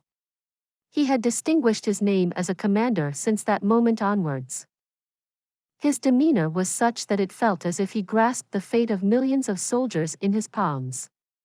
It felt that a snap of his fingers to light a beacon of war 1,000 miles away, and scorch the lands with the slaughter of 1,000 generals. He was the strongest general there had ever been. Any strategy that ever came out of his command tent could only bring victory. Even the strongest of Xian experts couldn't boast of such an unbeatable strategic mind. This tyrant had the fate of nations in his palms. He disdained the commoners, and rebuked their lowly mettle. They were only 2 men, but they had enough strength to send cold shivers down everyone else's spine. This seemingly calm duo emitted an aura which made people look up and take notice. I will tread the land ahead even if it is a mountain of knives, a forest of swords, or even a river of hellfire. I will tread it flat. The soldiers from the Shenxi and Yutang empires also stood up. They couldn't help but straighten their backs at the sight of their once-enemy general. They looked at him with fervent gazes as if he were a divine idol of the military. This was a warrior's Freemasonry. The party of 9 men rhythmically moved in silence and entered their tent. The weather had changed very suddenly. The sky had gotten covered with clouds and had darkened. Then, a loud voice suddenly boomed from somewhere. "You're truly worthy of being called the great earth-shaking blood general. You possess the awe-inspiring bearing of a true commander. I'm convinced of it. I Sikong and Yi truly admire you. And I apologize for not coming to greet you at the gate. This Sikong would like to have a few drinks with Commander Jun if he has any free time." The bold and booming voice shook the ground as its source walked out from the tent beneath the Sikong banner. He was a tall and strong-looking person. His build was tough, stocky, and exceptionally majestic. However, his rough looks gave off a harmonizing and comfortable feeling. He was dressed in green, and both the sides of his face had cuts. One could see the growth of a stubble of whiskers as thick as a young dragon's on his face. Jun Moxie shot a cursory glance at the person. He must have been at least 2 meters tall. The man seemed like a majestic iron tower as he stationed himself in front of their tent. This person was the Sikong family's foremost expert, Sikong and Yi. "Elder brother Sikong seriously embarrasses me. This little brother is your host. And he truly apologizes to the numerous seniors present for reaching here so late. And the elder brother and I can have a chat over some wine any time it interests the elder brother." Jun Wuyi's clear and sonorous voice echoed for a while. "Good. Good." Sikong and Yi laughed heartily. "Haha, this head of the family wanted to talk to you. But this person comes before 3rd General Jun. I'm the Duanmu family's head, Duanmu Chao Chao Fao. Greetings." This man's delayed speech had a strong stutter to it. However, the expression on his face and the tone of his speech were enough to ascertain that this man thought too highly of himself. Jun Moxie burst into giggles. Merely listening to this speech was enough to determine that he was the Duana Chao fan his uncle Dongfang had told him about. It could be no other. It wasn't certain whether he was out of the ordinary as his name suggested. But it was evident that he was self-important. The head of the Duanmu family is very polite. I will come and pay a call to the family head the moment I'm free. Jun Wuyi's voice was neither too pleased nor angry. Yet, it made people feel comfortable, as if they had just bathed in a spring breeze. "No, not guest polite," Duanmu Chao fan replied with a smile. He was about to speak further when a mystifying voice resounded. "Wouldn't that be too arrogant of these 2 men? They don't belong to the Tian Xiang Emperor's family. Isn't that guy just Jun Wuyi?" Jun Moxie looked at the source of that voice only to find a man not older than 20 years in age. He stood in a straight posture and was very handsome of face. However, one could see a hint of maliciousness on his brow. He stood beneath the Shui Han Manor's banner. The man was gowned in embroidered silk and had a long sword hung from his hip in its ornate and fragrant scabbard. He looked like a rare warrior of his generation. However, he seemed to be looking at them with disdain. Jun Moxie immediately figured out the opposite party's identity. Aside from the toad who wanted to have the swans meet, he was also Li Ju Tian's only son, Li Tengyun. Who else could it be? Your father has sprouted a very handsome, but vulgar son. Would we have had a war with the Xian beasts if it weren't for you?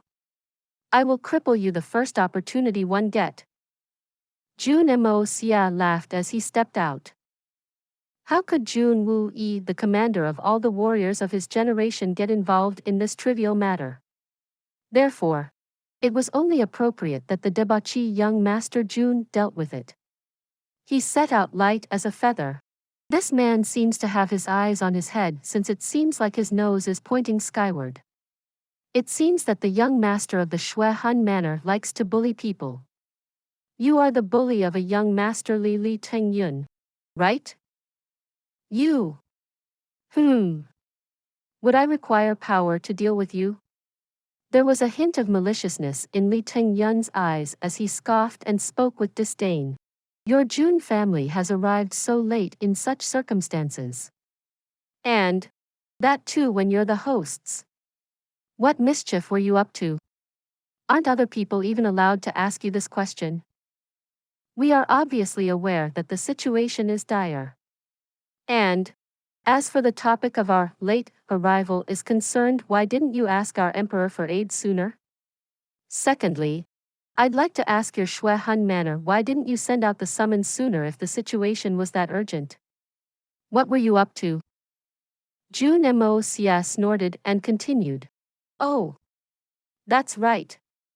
The Shui Han manor's reputation is very important. Would this matter have come to such a point if it weren't for your arrogant, blind and inflexible behavior? How could you delay the summons till the point where the matter has become nearly impossible to salvage? Aren't you ashamed at your incompetence and lack of strength to ask the help of others? And then, you have the courage to blame others?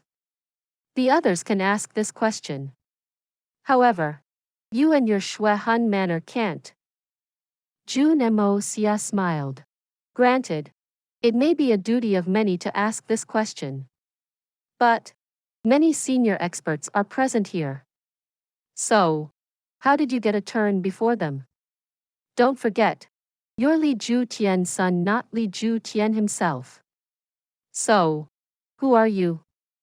And what qualifications do you really have of your own? How dare you speak to me like that? You've got some guts. Who are you? Li Tengyun glared. He realized that he couldn't rival that person in this discussion. So, he changed the discussion into an interrogation of his counterpart's identity while harboring the intention of punishing him at the appropriate moment. This elder brother is called Jun Moxie. The young master Jun smiled carelessly. You must have heard the name of this famous elder brother. Isn't it quite well known? A reputation that pierces the ears like thunder? Like the bright moon in the sky? Aren't I someone who lives up to such a reputation? You must admire me, ah. So, you are that Jun Moxie. That debauchee wastrel from the Jun family. The famous lecher who never shies from committing any crime in the Tianxiang city. It's quite an honor to meet you, young master.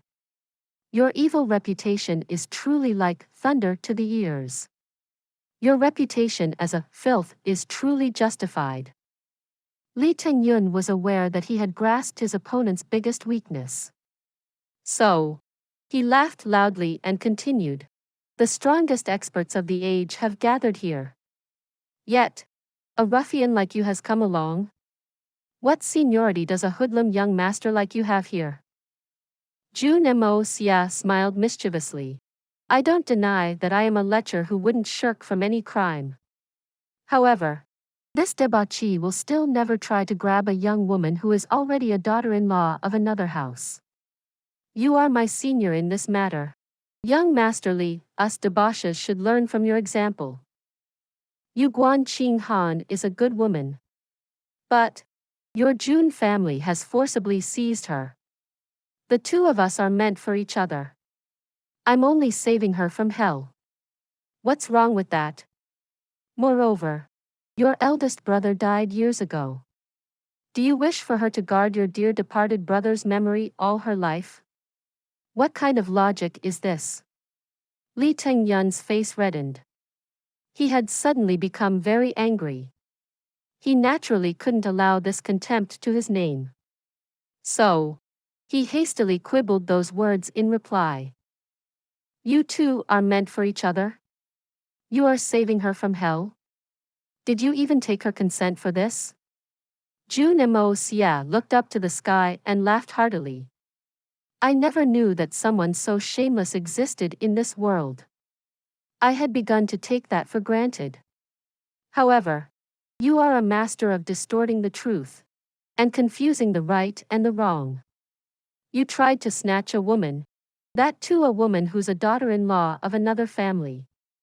Moreover, you threatened the woman's family with complete destruction if they didn't hand her over to you. Is that what you mean when you speak that you two are truly meant for each other, and that you only wish to save her from hell? You genuinely stand out from the masses. Today, I, the biggest wastrel of a debauchee, have no choice but to step down in order to make place for young Master Li. And I shall write his name on that banner of debauchery. I sincerely admire your shamelessness. It is the greatest in the world. Many people from powerful families had gathered on that field, but most of them didn't know of this matter. But they glared at Li Tingyun with disdain after they heard those two young men talk. The Shui Han manor was a hegemonic family, but this was too outrageous. However, these enraged people wouldn't fear any consequences when faced with something so outrageous. The people of this world attached a lot of importance to monastic discipline. However, Li Tingyun had seriously offended their norms if he had genuinely done something like this. That's enough. We needn't discuss this further. An angry shout resounded from a tent. It wasn't very loud, but its explosive echoes still managed to shake everyone. A few silhouettes slowly walked out of the tent, and their majestic auras covered the entire ground. The first person was tall. His had a dull face. 3 wisps of a black beard floated in the wind, and down to his chest. His eyes radiated with power. They weren't full of arrogance or prestige. But they radiated a natural bearing of the greatest power in the world. It made everyone feel like the person had superhuman and tyrannical strength. He didn't mean to be arrogant. However, he made everyone feel that no man was worthy in his eyes. It felt that even the blue sky above wouldn't dare to contend with him. It was this man who had shouted just a moment ago. Jun Moxie had never seen him before. But he knew that the man who seemed 40 or 50 years of age had actually been famous for the past 60 years. He was none other than the great Master Li Ju Tian. No one besides him could have had such a powerful and heaven-shaking demeanor. The great Master Li Ju Tian must have been at least 100 years old. Yet, he still looked very young. Jun Moxie criticized him inwardly. No wonder this 100-year-old fart has a son of just 20 years of age. Just look at the way he looks. It won't be a surprise if he spawns a few more children. He is indeed a monster. Li Ju Tian was followed by the great master of life and death Shi Chang Xiao, the cold-blooded master Lei Wu Bei, the divine eagle-fighting master the solitary falcon, and another person. This person's looks were ice-cold. His face was like a black mask. The man's robes were black, and so were his boots. The scabbard of his sword that hung from his hip was also jet black, and so was the hilt of his sword. The person resembled a pitch-black blade. He stood in a very calm manner, but everyone still felt as if a sword energy was pressing down upon them. His sword energy could dash against the 9th level of heaven. This person was none other than the one whose solitary falcon had fought years ago the divine storm sword Feng Wan Yun. He originally wasn't a part of the 8 great masters. However, his name had been recently included in the list. The man was also a peerless swordsman. However, the young Master Jun was very confident that the solitary falcon had left his old rival far behind. After all, the solitary falcon had made breakthroughs after he had received instructions from the young Master Jun. Since everyone is here, I request the leaders of the different factions to come together and discuss the strategy to repel the enemy. Li Ju Tian unenthusiastically skimmed his gaze around the field. He didn't mention the argument between the young Master Jun and his son. His appearance seemed placated. However, he glanced at Jun Moxie, and the young Master Jun felt that he was shooting sharp daggers at him. In fact, Jun Moxie felt that his gaze was so sharp that it would pierce his eyes. The young Master Jun couldn't help but feel himself shudder from the very depths of his soul. I have to be wary of him from the bottom of my heart. He can't be matched. No one is capable enough to match him. This was the first time that Jun Moxie had felt so dispirited in his entire life. He had never faced such a high-level great master before. The young Master Jun could have easily spoken and laughed freely if it were Shi Chang Xiao, Lei Wu Bei or the solitary falcon. However, he had felt a very strong and incapacitating feeling when he faced Li Ju Tian's glare. This must be similar to some kind of spirit attack.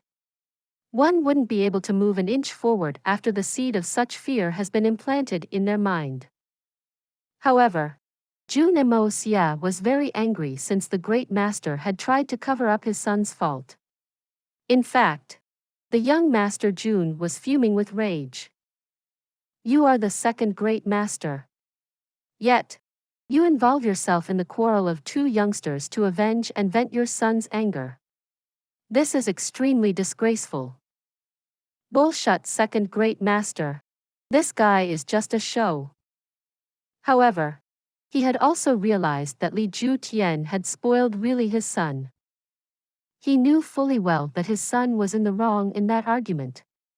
Yet, he doesn't say anything to resolve it, and then he glares his anger and prestige at the family of the victim. Jun Moxie finally understood why the two Xian beast kings had only agreed to break the man's son's legs and not take the boy's life. And, even that had elicited such a strong reaction from Li Ju Tian. He had eventually issued the supreme summons instead of making the compromise.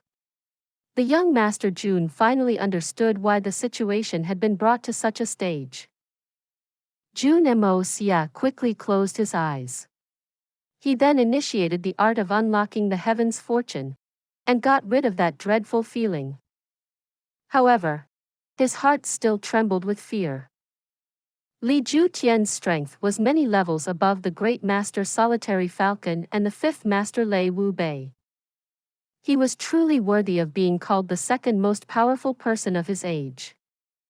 Everyone agreed with Li Ju Tian's words. And unexpectedly, no one had noticed the shady look Li Ju Tian had given Jun Moxie. He was anyway convinced that he wouldn't get any justice even if people found out. After all, who would clench fists against the second greatest master for a young and wastrel debauchee? He was convinced that no one would pick this choice of action. Everyone started to appear from their respective tents. But suddenly, a faintly discernible yet long drawn-out screech was heard from somewhere. Everyone was shocked. So, they all strained their ears to listen to it properly. The screech then started to magnify. It seemed to have appeared right where they were. The sound also traveled between the spaces of numerous tents. It had suddenly changed from something barely audible to a booming sound. It seemed like the heavens had been rendered apart. This screech had the capacity to tear people's eardrums. Puff, many soldiers in the southern heaven city faced upwards and started to spray blood from their mouths. The loud screech had shaken them on the inside and had managed to injure them. Moreover, the entity which had issued that screech was at least 5 kilometers away. Such power was extremely frightening. Then, the mad and ferocious scream ceased. It had momentarily gone berserk. In fact, it only stopped after it had made a resolute grunting sound. Suddenly, everyone realized that the sound had actually been quite melodious. That sound had just subsided. And then, millions of Xian beasts from the innumerable mountains, woods and streams raised their heads and screeched, roared, and howled in reply. The sound of tens of millions of Xian beasts burst forth with the power of a tsunami or a terrible landslide. The people present on the field started to tremble and ruffle. The resulting screech was so loud and incisive that the clouds which had densely covered the blue sky disappeared. They had been driven away by the power of this violent screech. The sky had become clear and bright. Li Ju Tian's expression became extremely solemn as he looked into the distance. He couldn't hide the shock this screech had jolted him with. Tian Fa's lord has arrived. Please subscribe to this channel so that we are more enthusiastic in providing the best video for you. Chapter 330. The Unreasonable Lord of the Tian Fa Forest. 3 unforgettable hisses resounded in the wake of that hair-raising noise. 2 of these voices managed to stand out from the rest, and everyone inside the southern heaven city had been able to discern them. The 2 sounds, one like the cry of a crane, and the other like that of a bear, had been emitted by the 2 Xian beast kings Long Crane and Big Bear. Only a small number of experts were aware that those 2 were the instigators of the Xian beast uprising. There was a whoosh sound, and a giant crane suddenly flew by from above. It passed over like lightning. Its opened wings spanned at least 15 to 20 meters in length. The crane's crown was bright red, and it glittered resplendent in the bright sunlight. Its shiny beak appeared like a sharp sword that was seemingly cutting through the sky. Everyone could see that the crane was looking down at the residents of the city's lord with great disdain. Its wing covered the sky, and the entire world became dark in an instant. It seemed a giant cloud had suddenly appeared out of thin air, and had then disappeared in the next instant. Then, a giant silhouette suddenly appeared from the mountains, and started to rush at lightning speed. It didn't matter whether it was going down a road or through trees. Nothing could stop it.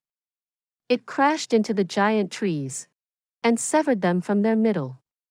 However, it had disappeared by the time the trees fell down. Li Ju Tian suddenly flew onto the roof. No part of his body, including even his body's hair, moved an inch. He flew up until he had stationed himself on the rooftop.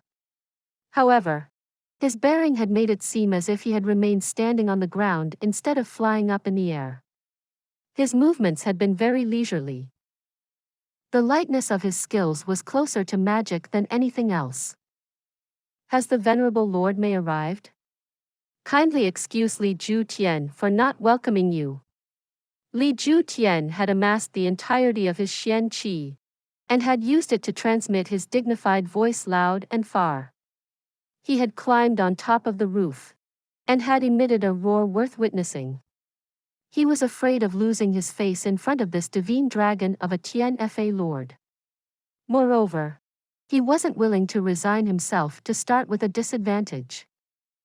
That voice rose up to the sky, and slowly and gravely started to transmit towards the south. It seemed quite gentle to those who heard it on the ground. But it seemed like a resounding thunder amongst the innumerable mountains and streams after it reached there.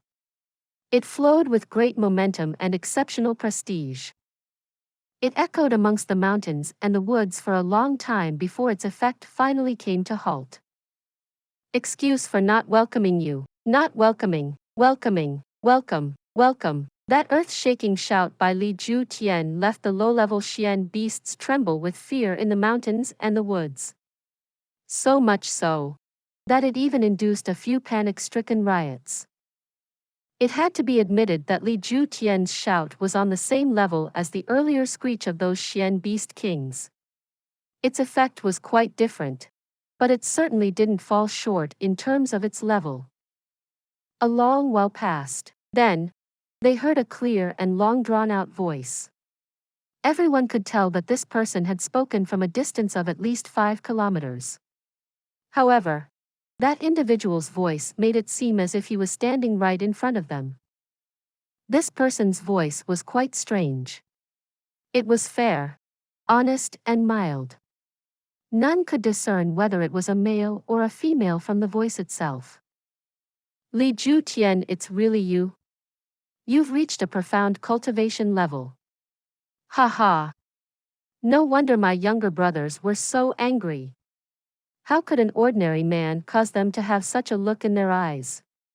And to have even defeated them? Good. Good. You have progressed, Li Ju Tian. You have really progressed.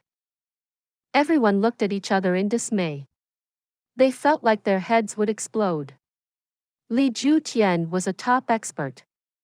He was the second great master amongst all the great masters. He was no ordinary man. However, this person wasn't even talking to him at a level of equality. He had even complimented that the great master had progressed. Those words of praise were like those spoken by a teacher to their very young and obedient pupil, child. You have progressed so much. You're such a good child. Li Ju Tian's voice was unrivaled. The might of its prestige had been unbounded. But the opposite party's voice was dull and effortless. However, who amongst the listeners wasn't an expert? How could they not tell that this individual's cultivation was higher than Li Ju Tian's after they had listened to that exchange? Maybe even higher by an entire realm? Or perhaps they were at the same realm, however. The difference between them must be at least as much as the one that separated the solitary falcon and Li Ju Tian. They were separated by a long distance. Li Ju Tian's voice had managed to stir bursts of echoes. But this other entity's voice had made it seem as if he had been standing right next to them. In fact, it hadn't even echoed.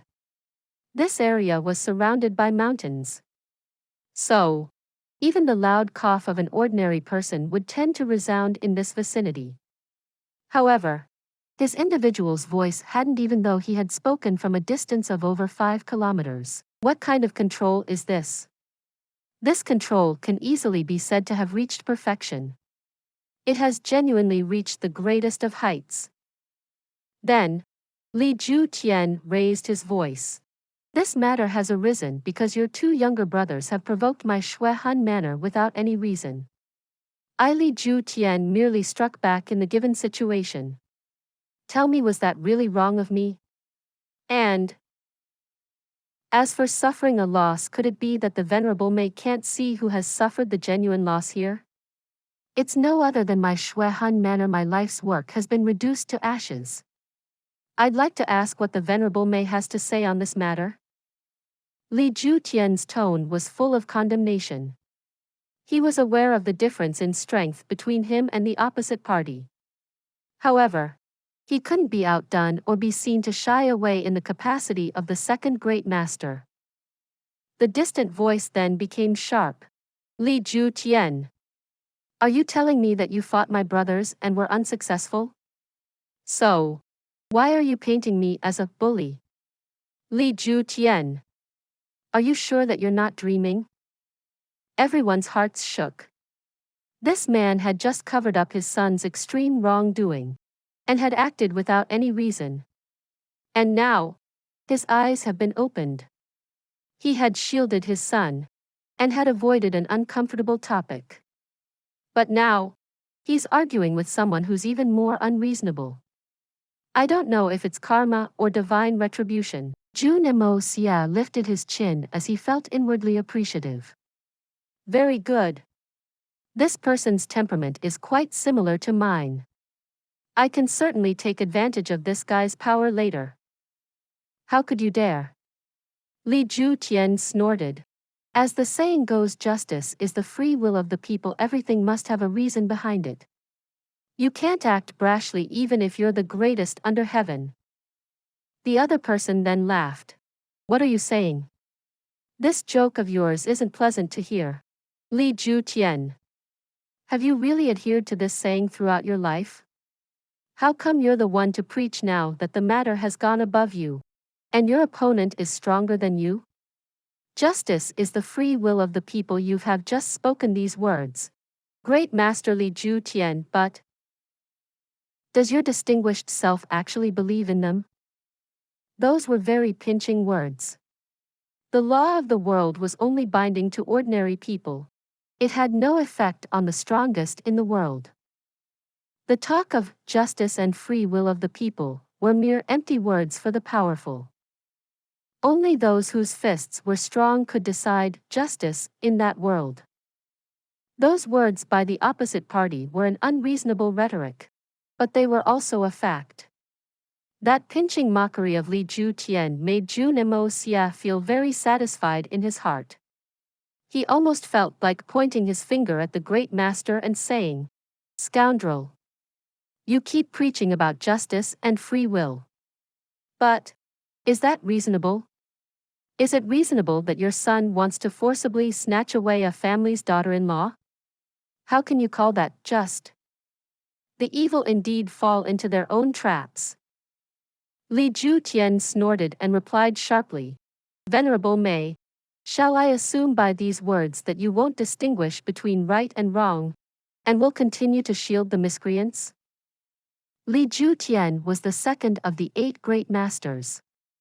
And his conscience wouldn't allow him to discuss such matter. So, he avoided this uncomfortable topic once again. Moreover, he had more than half of the world's experts gathered beside him. So, even the Venerable Mei would find it difficult to face off against such a force even if his strength transcended the heavens. The other person's voice became sharper and colder. "Li Ju Tian, you 8 great masters are renowned for your strength. But, you still aren't much in my eyes. Kindly think over what you've just said. And remember who you're talking to." The opposite party had stopped. It seemed as if something had come up. Then, he burst out again in severe rage. "Li Ju Tian, when did you decide to go to the elusive world of immortals? You have caused a huge injury to my 4th younger brother with your sword. You certainly do have guts." This roar's power was world-shaking. It had nearly stirred a storm in the sky above. It was evident that the Lord of Tian was very enraged. It appeared that Big Bear had made it to him, and had shown him the injuries on his body. Jun Moxie thought, "The elusive world of immortals? Why haven't I ever heard of it?" He looked at the faces of others around him. They too had a perplexed expression on their faces. Those people obviously didn't know about this place either. Everyone else doubted what they heard. But Jun Moxie pondered deeply. He may certainly not know anything about the elusive world of immortals, however. The fact that Li Ju Tian had seriously injured a Xian Beast King's body was quite shocking. It was important to know that Big Bear's physique was amazing and had transcended any human abilities. Big Bear was a formidable Xian beast. Moreover, he had once laughingly faced off against the solitary falcon and Shi Xiao. Yet, he hadn't suffered from the slightest of injuries at that time. And he had retreated with his body completely unharmed. So, one could imagine his body's defensive capabilities. However, Li Ju Tian had used his elusive heart and vein-splitting sword attack to inflict such injuries to him. Therefore, one could easily imagine the might of his strength. There are some things one mustn't discuss. Venerable Mei mustn't try to attract the heavenly calamity upon himself in a fit of rage. Li Ju Tian's tone of speech has a flavor of caution to it. You may attract the dissatisfaction of the Holy Land if you create too much noise. I presume the all-knowing Venerable Mei will consider this. He had unexpectedly suggested the other party to avoid discussing this topic of entering the elusive world of immortals. Ha ha ha, the bone-chilling laughter rose up to the sky, and continued to resound for some time. Then, the opposite party replied, "Are you trying to threaten me with the Holy Land, Li Ju Tian?" This story will be continued to chapter 331. For those of you who are not subscribed yet, please subscribe. The interesting and best stories will be updated. See you again in the next episode.